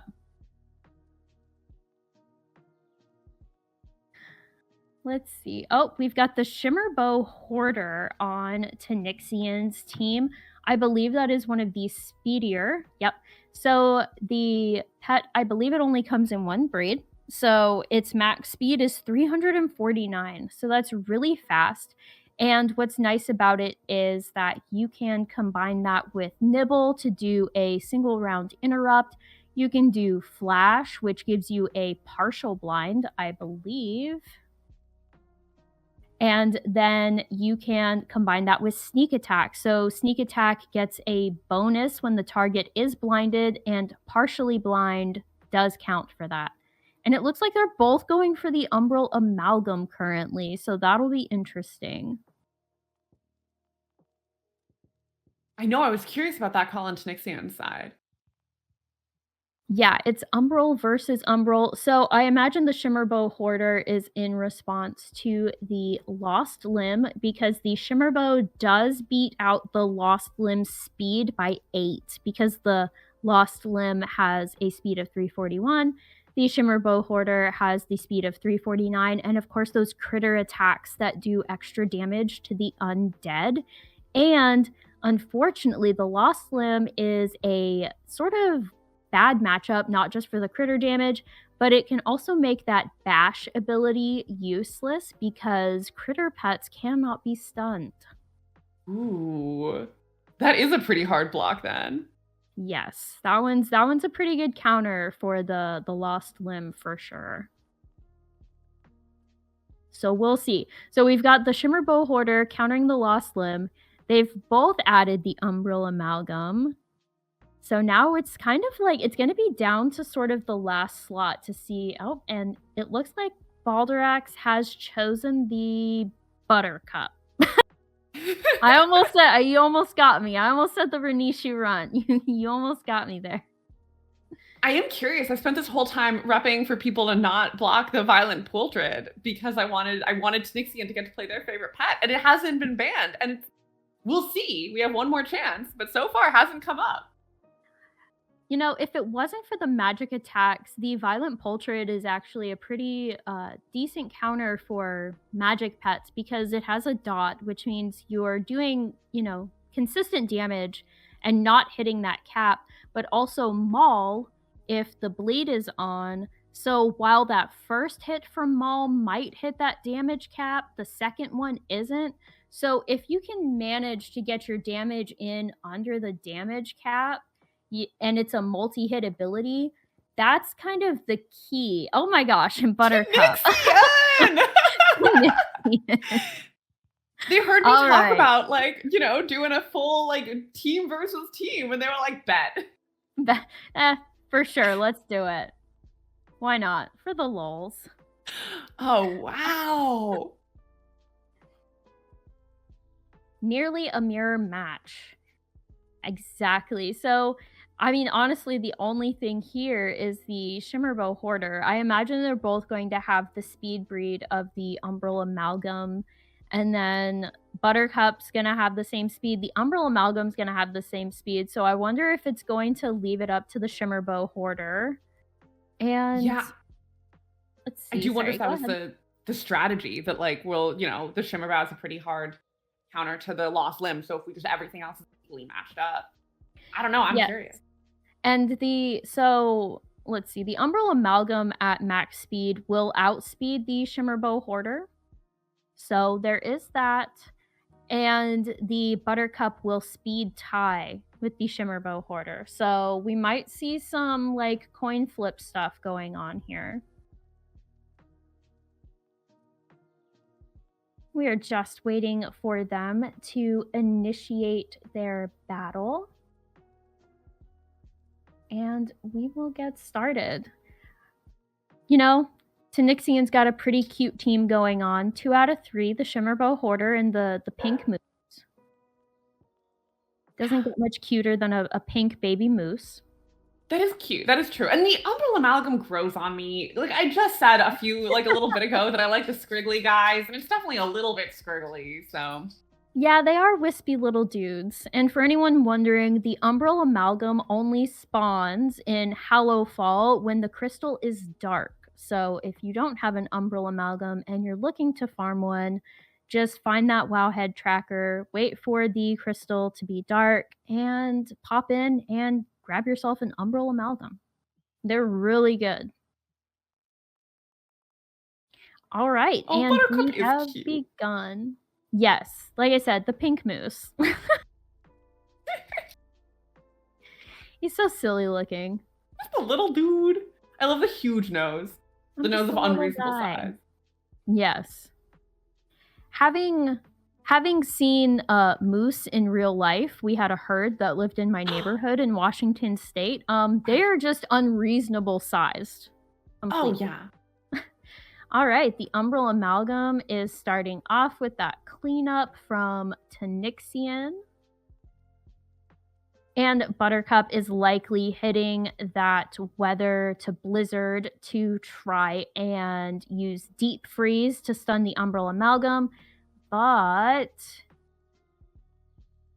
we'll see what the play is here. And Tanixian hits the Call Darkness to get rid of that Weather.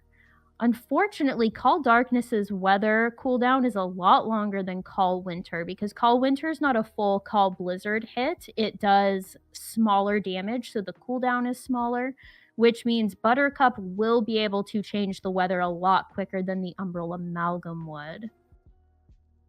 And the Lost Limb is swapped in. The Umbral Amalgam hits it with that cleanup. I'm wondering if Tanixian... So instead of Bash, we did go with Sludge Claw, so I'm wondering if that was to help counter. The Umbral Amalgam Sludge Claw is a Dragonkin damage ability. Oh, and all right, and there we go. There's that first one with the sneak attack. And okay, we did not have Nibble. We have... see, where is it? We have Vicious Streak, which is going to increase the Shimmerbow Hoarder speed by 100% for 2 rounds, which means that even though it would normally speed tie Buttercup, it is faster. And Buttercup goes down. The Umbral Amalgam comes in. We've got the Shimmerbow Hoarder at just under half health, and we still have Buttercup on the back line. And we have blinded. I for a second there was feeling like this was not the strategy for Tanixian, but they're at the very least hanging on. Absolutely. And that partial blind hit and made the Umbral Amalgam miss, allowing Tanixian to get that one sneak attack in. And the Umbral Amalgam is faster than Buttercup. So at this point, it's going to be how the damage is going to outdamage. I think Tanixian was hoping that that would just take it out or stun it, but Tanixian pulls out the first win, with Buttercup taking out the Umbral Amalgam. Wow. Expect What a nothing round. less. Crazy. I was really expecting more head-to-head matchups since it felt to me like that was what Tanixian was going for, but obviously that did not occur. Which I suppose fair enough, right? Like once you actually think about it, that makes sense. Yeah, so it kind of worked out, sort of, except like the Shimmerbow Hoarder was kind of the dark squirrel, I guess, instead of the dark horse there. Oh yeah, And- yeah. Oh, they are already going into round 2. So let's see, Baldurax has banned the Umbral Amalgam. And the Enchanted Broom. Yes, Tanixian banned the Enchanted Broom, the Timeless Mechanical Dragonling, and I'm not sure who did the Umbral Amalgam. Someone I think Tanixian did Enchanted Broom and Umbral Amalgam, and Baldurax did Timeless Mechanical Dragonling and Lost Quill. Okay. No, it's all good. It's some of these names are mouthfuls. Like it's just like why did we make the name like it's 5-6 words. It's like those new anime titles, right? Where it's like I did this and now I'm this and I'm stuck in this doing this, and it's like did the title need to be that long? I don't think so. I feel like I don't have anything to complain about because I grew up as a emo millennial. So I'm so used to this. Like it's supposed to just roll off the tongue for me. Yeah, some of them I'm like, okay, like all right, that's fine. But then you see some of them and it's like that's a whole paragraph. That's a paragraph. All right, it looks like Baldurax might have picked that Renishu Runt to help counter Buttercup because I imagine we're going to see that Call Lightning used.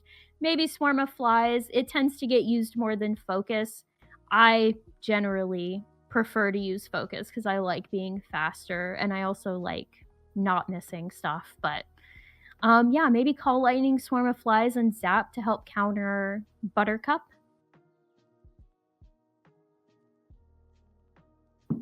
But so the Umbral Amalgam got banned, but there's Sir Shady.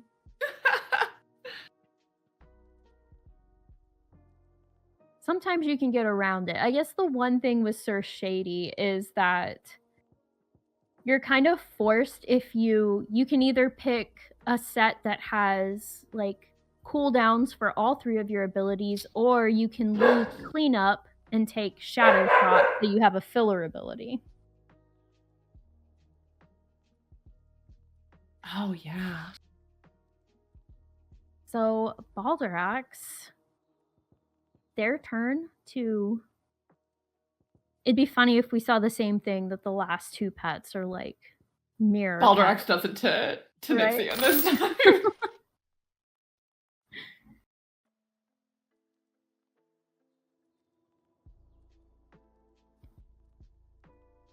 And don't forget, while we are waiting, this is pet-draft.com, which you can use yourself. Feel free to go to the link, pick some pets, simulate some battles with your friends. It doesn't just end at this pet picking and the pick band and the draft and everything.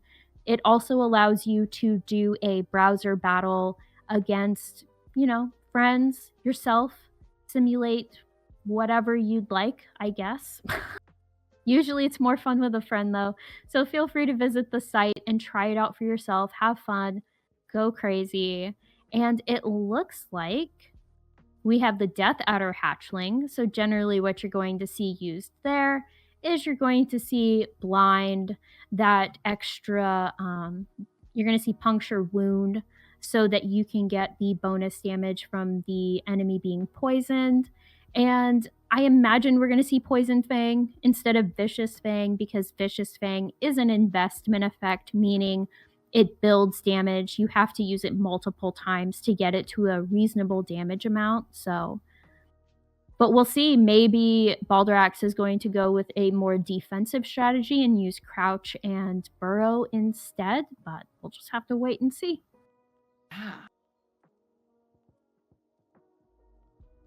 I do also want to say thank you so much. We got an insane donation. So thank you. Thank you so much to whoever did that. That's huge and incredible. And it's going to be really, really helpful in supporting the amazing work of Stack Up, the charity that we're supporting today. So genuinely, thank you so much. And we got a lot of giveaways for you guys now. Yeah, for sure. You guys have hit at least a few goals at this point, I think, with that.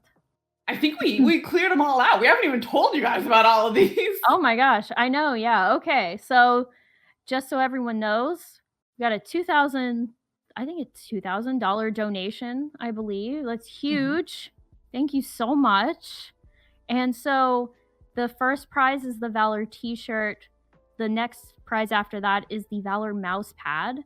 And then the prize for is a bundle with some delicious, apparently, dragon roast coffee. You can ask, let's see. You can ask, where's the name? Prophet, that's right. I'm sorry. I'm so bad with names. You can ask Prophet about that. Apparently, it's absolutely delicious, and it will come with a mug.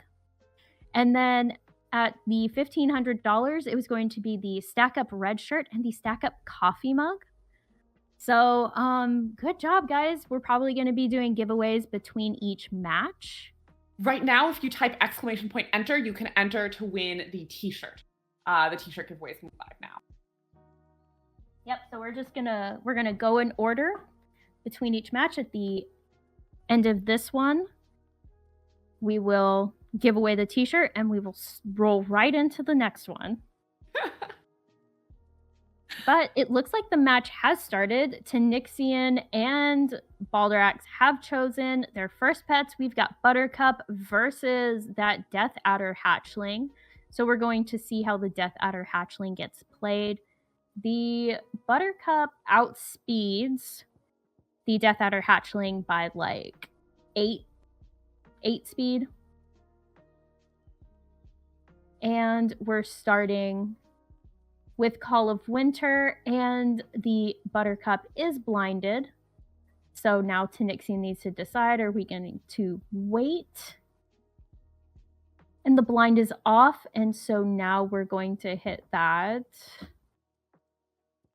Oh, and we're going into Roggy mode. Oh, and Deep Freeze hits Roggy, meaning there is no stun because critters do not get stunned. They are immune to them. And it does weak damage because it is also an elemental ability. So Roggy just kind of shrugs that off a little bit. But Buttercup does have that Horn Gore ability.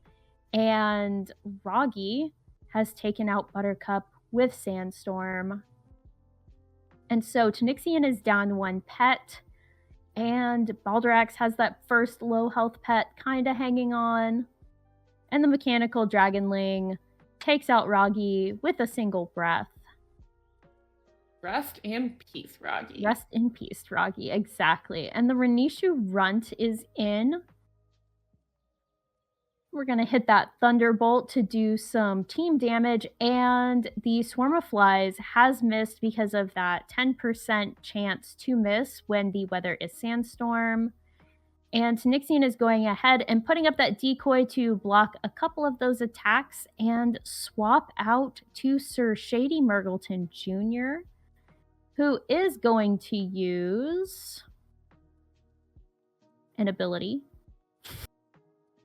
Soul Rush. Soul Rush hits that Death Adder hatchling, who is faster than Sir Shady, because Sir Shady doesn't have quite the speed capability that the Umbral Amalgam does at its max speed, which is why it's not quite as good as the Umbral Amalgam.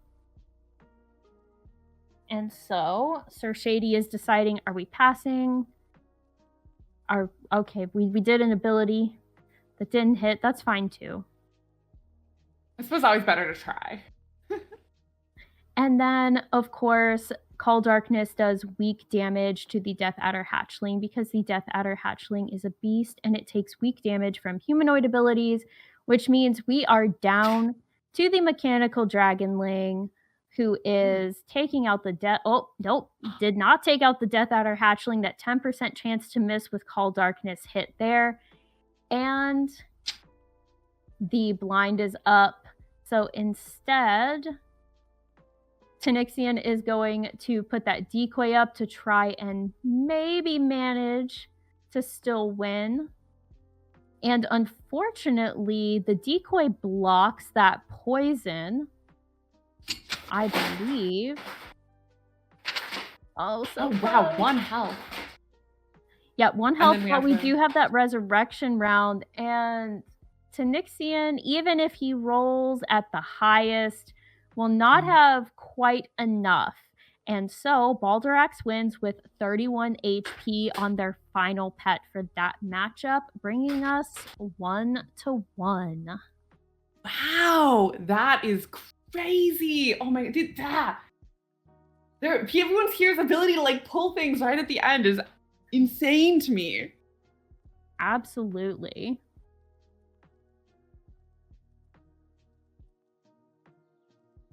All right. All right. So don't forget that giveaway for the VALOR t-shirt.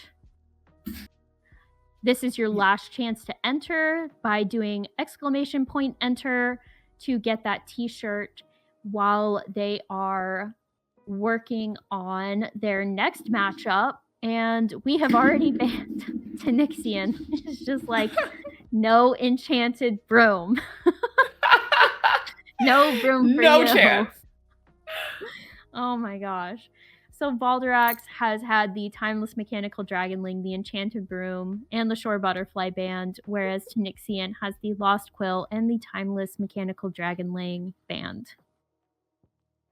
And remember, just because we met our donation goal does not mean that your donations would not be incredibly helpful. So you can still go to the Tiltify link and you can still donate to Stack Up and support their work in using games as a way to help support veterans both in the field, in deployment, and also back at home. And that they work both with EU and also, I suppose that's not how people define them. They work with US soldiers and also our allies. So this is also relevant to the Europeans who are watching today. Yes, your European veterans will also receive help. One of the ways that Stack Up helps is the Stacks. And they are the volunteer force for good in the charity program. These teams, located in many places around the globe, serve veterans and their communities by hosting events, participating in community projects, and creating opportunities for veterans to come together in their local area and support one another. And it looks like Flo C won the t-shirt. Congratulations. Congratulations. Flo. They are nice t-shirts. Oh, they're stunning. They're amazing. I love this shirt so much. Absolutely. Oh. So Baldorax said, well, you won't let me have my favorite, so I'm going to use your favorite against you. And just brought in the Violent Poultrid, and Tanixian has chosen that Umbral Amalgam as their first pick. I guess Sir Shady just wasn't quite doing it for him.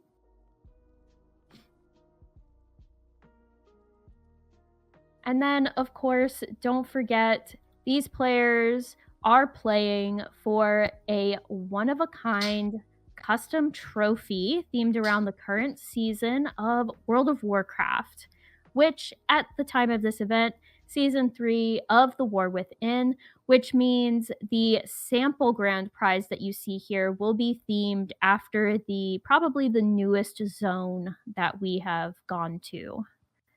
I can't remember anything's name today. But yeah, the newest zone with the brokers. I remembered their name this time. Thank you. And of course, all competitors get awarded the Season 3 pin that you see here. It is a custom pin only available to the competitors, one of a kind, exclusive. You can only get it by participating in these tournaments. And you can see one of the cute little new, they're not fennec foxes, I don't think. Maybe they are, modeled after those. And then, of course, the Perkin. That was my favorite pet this season. I got so excited when I got it. You know, I still think they have not found the unfazed diver in the secret finding. Discord. I think it's still a secret. Ooh. I've Which either never means found. they haven't figured it out, or, like happens sometimes, Blizzard didn't implement something.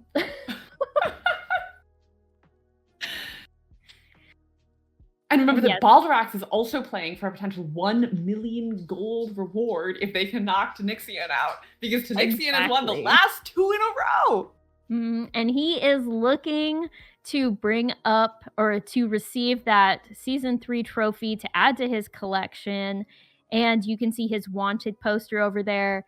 And he challenges that we are not prepared. And he's going for that season 3 trophy as well. And Baldo, I think Baldo can pull it out. I think maybe we're going to see what are we at right now? We at 2 to 1, 1 to 2, 1 to 1, 1 to 1. All right, 1-1. still got a chance. It's best 3 out of 5.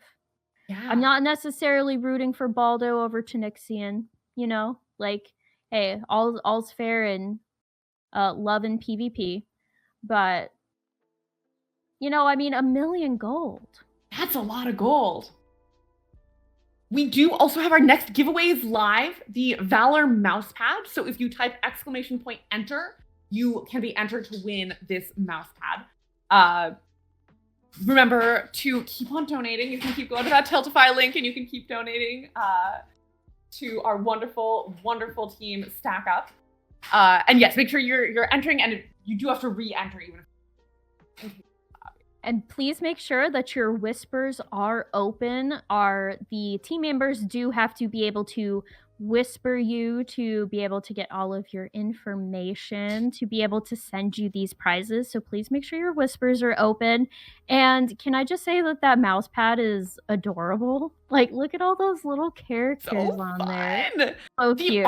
The art in all of this, Valor's art, the Pet Masters League art, like everyone is really going up at their top level.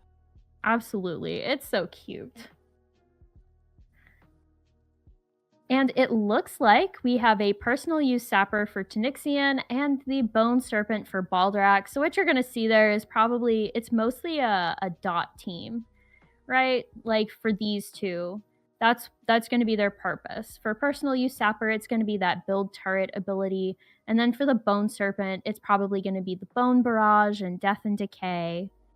And it looks like the Death Adder Hatchling is back. I guess Baldrax really liked the way it worked last time around. And so they're bringing it back for a second time. And we are just waiting on Tanixian to pick their final pet. And the third match will be off. Oh, and we've got Roggy again. He's been quite the snail. He's been quite the little powerhouse this time around. Little wiggly guy. He's doing his job. He might not be able to win a race, but you know, he can fight a pet. All right. And so don't forget to hit /enter to enter the giveaway for the mouse pad. And the giveaway will be concluding at the end of this match so that we can move into the next giveaway, because an absolutely anonymous, amazing individual hit all of our donation goals today by donating $2,000, you guys. Like, how awesome is that? Like, that's amazing. Unreal. Thank you so much again to that anonymous donor. Yeah, so that's all the giveaways. All the giveaways for today. So don't forget to hit /enter. Don't forget to make sure your whispers are open. And we are just waiting on the players to solidify their abilities, and they will start that match up. And just to make 100% sure it's clear, it's whispers in Twitch. That's how we're going to reach out to you, by whispering you in Twitch. All right. And it looks like they have started. They are going to pick their first pets, and we are 1-1 in the best of 5.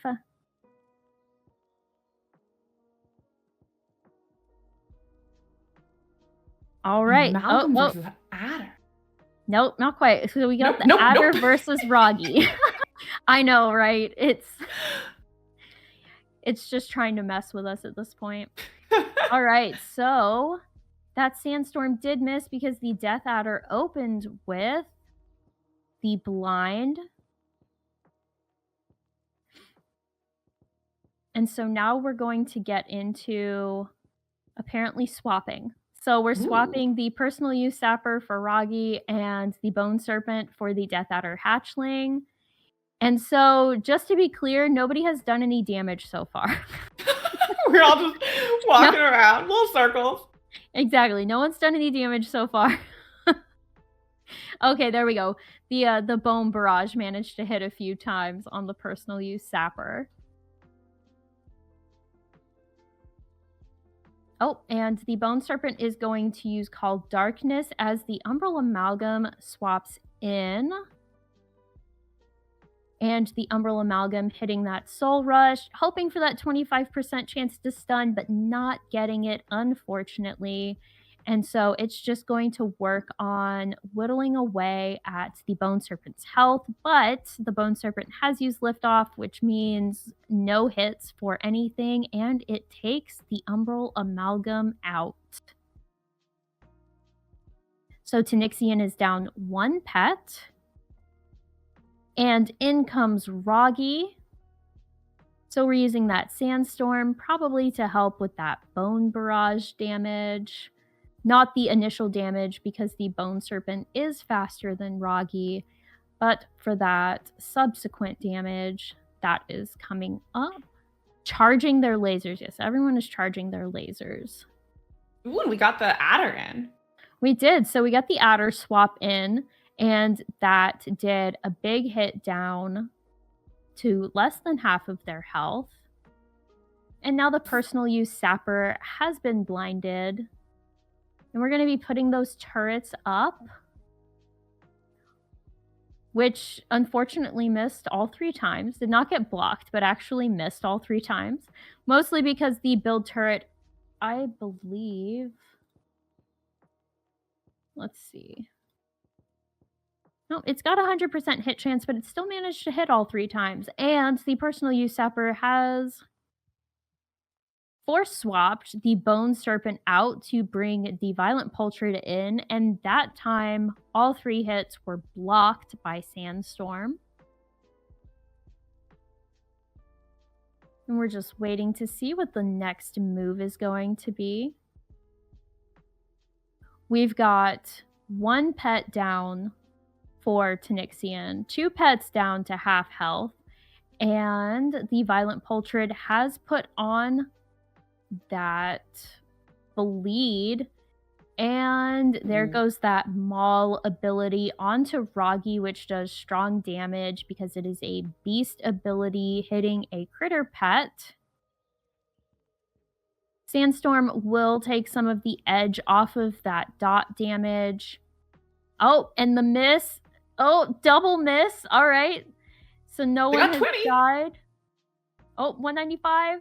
And is the dot going to hit? Oh, wow. That was a little extra. That crit was amusingly extra. Roggy had 2 HP and the crit was like, you know what? I'm going to show out. And it hit it for 30. I just finished that right up. All right. And now we are back to the personal use Sapper. And we have the Death Adder Hatchling.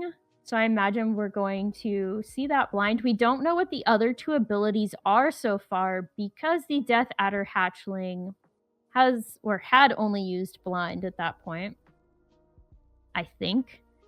But now we can see the full list. We've got the Poison Fang. We've got... yeah, Poison Fang, Puncture Wound, and Blinding Poison, which is a pretty typical pick for the Death Adder Hatchling. And it has done strong damage, but will that be enough to take out the Bone Serpent? And with that, Tanixian has been taken out by Call Darkness with 221 HP left on the Bone Serpent. plus their Wow. undead round. My goodness. The mechanical, I'm definitely seeing how the mech round can be a big game changer there. Like, there was a chance that the personal use sapper was going to pull that one off. Yeah, so the mech round is good. The undead round is generally better, simply because you can't be killed. It's technically called your immortal round because you can't be killed during it. So if you do the mechanical pet, if you've got some kind of double hit ability, like especially like if you're running a singing sunflower against a mechanical pet and you do sunlight and then solar beam hits twice, so maybe that first hit gets them into their mech round and then that second hit just kills them. Whereas with undead pets, if you send them into their undead round, there's nothing you can do to them. They're going to survive to attack the next round. That's why the undead racial sword, it outdoes the mechanical racial a little bit. So I want to put a pin in that because I have a question. But real quick first, we're at our very last moments to enter the mouse pad giveaway. So just type !enter and make sure that you have your Twitch whispers open if you want to enter that. But I'm very curious about this. On the mechanical / undead round, because the undead round, you're immortal, but then you're done. So in a situation like that, where like if they'd gone into the undead round instead, would that have been a draw because they both ended up dead? So no and yes. Okay. So if Tanixian had hit the Bone Serpent into their undead round on that round and Tanixian died, Baldrax would have still gotten the win because it was the round that they went into the undead round. Now, if they went into the undead round and didn't kill Tanixian until they were in their undead round, so that next round, then it would be a draw. So you have to kill the enemy team by the time, at the same round that you enter undead, if that makes sense. No, that does. So you have to have started the round alive. Okay. So yeah, it's funny that way with the undead pets. So yeah.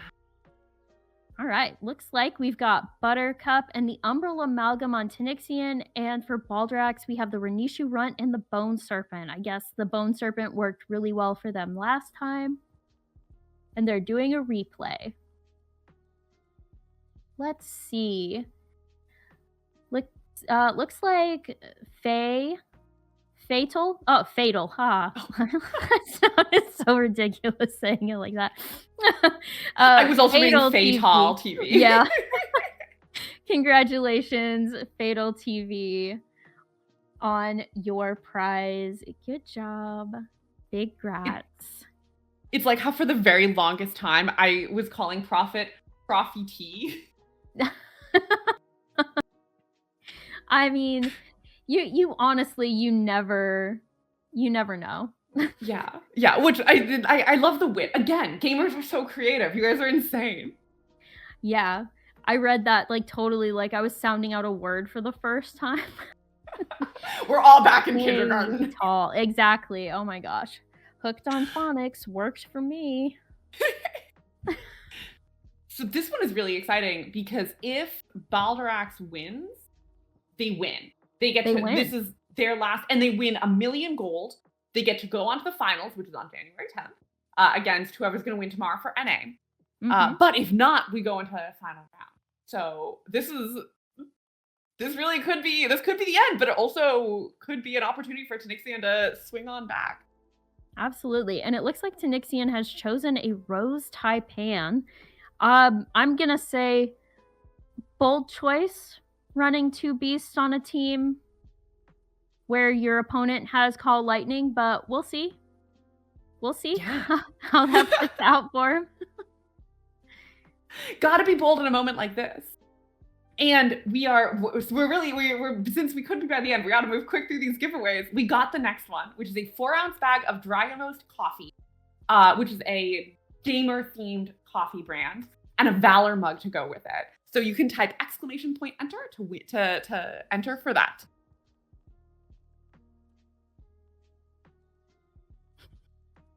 barbarian dragon roast. That's so cute. They're so fun. I love this. Again, nerds, man. I love us. I love us so much. That's awesome. So don't forget to do exclamation point enter and make sure your whispers are open on Twitch. Please. We want to be able to get you these items, and especially because we were able to get to all of the giveaways today because of the amazing anonymous $2,000 donation. And we have one left after this, so don't go anywhere. Also, don't go anywhere because this is really exciting. But if you were thinking about it, if you're like, I want a really boring evening, right? Don't do it. You could get a giveaway. If you want to be kind of like, no, I don't want to be like with all the cool kids, then sure, I mean, leave. Yeah, whatever, you do you. If you don't want to learn the thrilling conclusion of this battle, your choice. You're an adult. Right? I mean, you can do you. That's fine. All right. So what may or may not be the final battle for the EU finals, we have Tanixian versus Baldrax, and we're waiting to see who they pick to come out first. All right, we've got the Violent Poltrid. Again, these people just like Violent Poltrid at Tanixian. Okay, we've got Buttercup in, and it looks like Buttercup is using that Call of Winter. And now, Maul, yes. Maul from the Poltrid. And that Deep Freeze has stunned because Call Winter is up. Oh no, the Runt is in. Will we see the end of Buttercup? And we do. Goodbye, Buttercup. Bye, Buttercup. You were great. Good hustle. I know. So one of the great things about being able to dot your entire enemy team and throw up that Call Lightning weather is that it does extra damage. So anytime you damage someone while Call Lightning is up, they get bonus damage. It's not like big. It's usually like 70 something. But if you can dot the entire team and swap and hit Call Lightning, that means you're getting that dot damage plus the Call Lightning damage on top of it. And the Violent Poltrid was hit with that big hit from the cleanup, taking it below 50% HP, losing the flying buff, and the Umbral Amalgam has taken it out with Shadow Shock, which means we are down to the Umbral Amalgam and the Bone Biter, and Tanixian has missed with that Shadow Shock, and the Bone Barrage has taken them out. So now we just have to see how Tanixian is going to play out these final rounds. And they used a blind, which means that the liftoff, will miss when the Bone Serpent comes down. And now Tanixian has Crouch on that will do reduced damage. So that's why you see the Bone Barrage hitting for like 74 and then 24 for the dot. And they are building up that damage with, I believe it's Vicious Fang. Yep. And so what Tanixian is hoping to do here is hoping to outpace the damage the Bone Serpent's doing. And we've got another blind, which could have waited because all of the abilities were on cooldown. So the Bone Serpent couldn't have done anything anyway. I'm not throwing any shade at Tanixian. Oh no! Oh! That's it! That was... So I was such a bad host for that because I was wrapped. I was like locked in. That's it! Wow. Oh my gosh. Oh wait. Unbelievable congratulations to Baldrax. So Baldrax won not only an opportunity to go to the finals, which means that they have an opportunity to win that beautiful trophy, but they also won 1 million gold for unseating Tanixian because Tanixian has won the last 2 full tournaments. Yep, and I do want to say, I know Tanixian can't hear me, but incredible hustle. Like that was... I didn't think, I thought we were going to 2-2 for a moment. That was crazy. Oh yeah, for sure. Absolutely. So, I mean, Huge congrats. Baldo has usurped the reigning EU champion to Nixian to not only go on to the World Finals, but to get that million gold.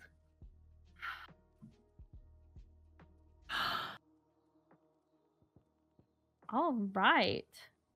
And of course, don't forget, we have the current giveaway with the Dragon Roast coffee bag and the VALOR Heroes mug. So quickly hit exclamation point enter before we have to do the next giveaway. So don't leave just yet. We still have one more giveaway. And then don't forget, we do still have giveaways tomorrow for the NA finals and then again for the world finals. This is your last call for the current giveaway of the Dragon Roast coffee bag and the VALOR Heroes mug. You can also still donate at the Tiltify to Stack Up, the charity that we're supporting. As a quick reminder, this is a charity that supports active and veteran service members. They support people in both the United States and in allied nations to promote positive mental health and suicide prevention through gaming and culture. And they do this through a bunch of different ways. They send games to people in deployment. They build community back at home, and just really do all sorts of multifaceted work to build this support. And they do amazing work, and they deserve all of our love. So make sure you're donating and make sure you're giving. But yeah, as VALOR Gaming said, huge shout out to the competitors. Like today was a good one. I was expecting, like, I was like, oh, well, Tanixian's probably going to take it home again. But Baldorax got everyone. He said, nope, today I am the winner. Apparently the logs are being checked just to confirm. So taking a look at that. And let's see. Just to make sure, the guest for the Stack Up charity, Torres, is in our chat today. If you need someone to talk to, or if you are looking for someone to maybe connect with someone you know who is a veteran, active duty service member, and remember, not just in the USA, but for all of their allies too, they are in the chat today. And yeah, so logs confirm it. That was a win for Baldo. Baldo, you got that million gold.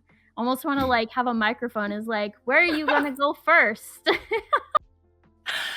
And if you want another way to support and rep Stack Up, we have our final giveaway, which we're going to do quickly, where you can exclamation point enter, and then you can win a Stack Up red shirt and a Stack Up coffee mug. So you get to rep them out in the world as well. Hey, Flip, I kind of think that perhaps Baldo should get, like, one of the cards, like, for the pet card thing, but I think it should be the wanted poster. The Tanixian wanted poster. I think Baldo should be able to get that and, like, put it up next to... Wait, that would have been that's so cute! Yeah. I love that! I think that'd be great. Oh my god, done. Yes, see, Baldo, I got your back. Gonna get you that wanted poster as a card. This was such a fun tournament. Like, these are always fun. Everyone always does amazing things, but just the closeness of every single round, like all of these. Again, I feel like I did a bad job as a caster because I was just like watching with my jaw open. Like, you guys were amazing. No, you were great. You asked the questions that a lot of people like, why did this work? Why does it work like that? Maybe you wouldn't be surprised. We get so many questions where people get frustrated. They're like, why? Why did this play out like this? And it's like, well, this, and this stacked to do this. And it's just like, it's a little more complicated than some people think. It's not just, go into a fight, do the strong versus like the weak stuff and wham bam, you get a win. Like there's intricacies, there's nuances to how the battles play out and everything, and they can be a lot of fun. And for anyone wondering, I don't think I mentioned it last time, they did fix the pet battle PvP queue.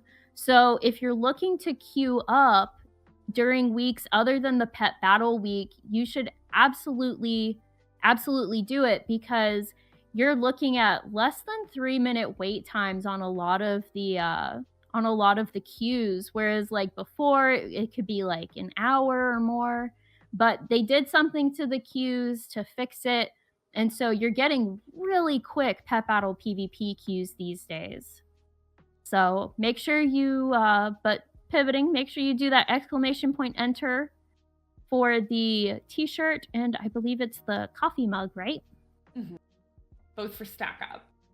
Yes, both from Stack Up, and I think that shirt looks really cool. Like So I like the cute. grenade, like Oh, I didn't even catch that. Oh, that's so, these are, everyone's art is so good.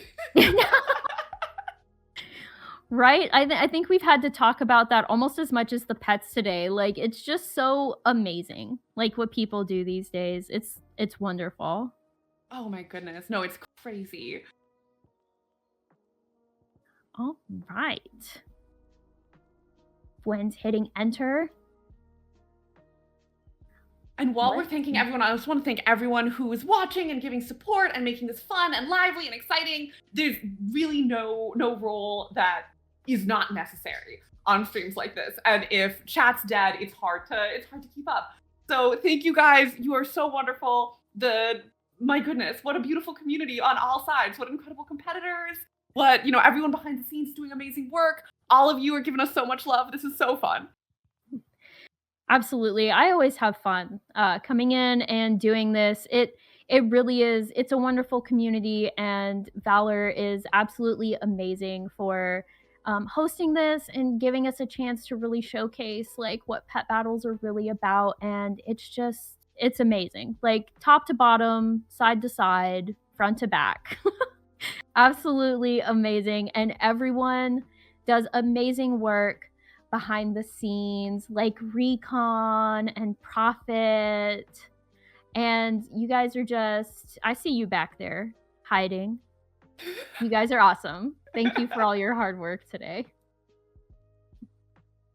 And Ellie won! Congratulations, Ellie, on winning the Stack Up gear. Don't forget to make sure your whispers are open. Oh yeah, gotta make sure you can get that. But what an incredible day of competition here at the Pet Master League EU Finals. I almost said EU Finals. We saw our reigning world champion defeated with a bounty on his head, which means Baldrax is our new EU finalist with 1,000 gold in his pocket, making it a little heavier. And he will be coming back to join us for the World Finals next Saturday, same time, same place. And congratulations to our advancing player. I want to say one more time, a huge, huge thank you to our community, to our players, and to Stack Up, and especially to Christy Tatteras-Bowman, who joined us today for Stack Up to share the impact of Call to Arms 2026. Yep. And a big shout out. Thank you to the anonymous donor for that amazing $2,000 donation. And be sure to tune in for the Pet Masters League NA finals tomorrow at 2 p.m. Eastern, same time, same place. And then the World Finals on January 10th. Thank you for watching, and we'll see you then.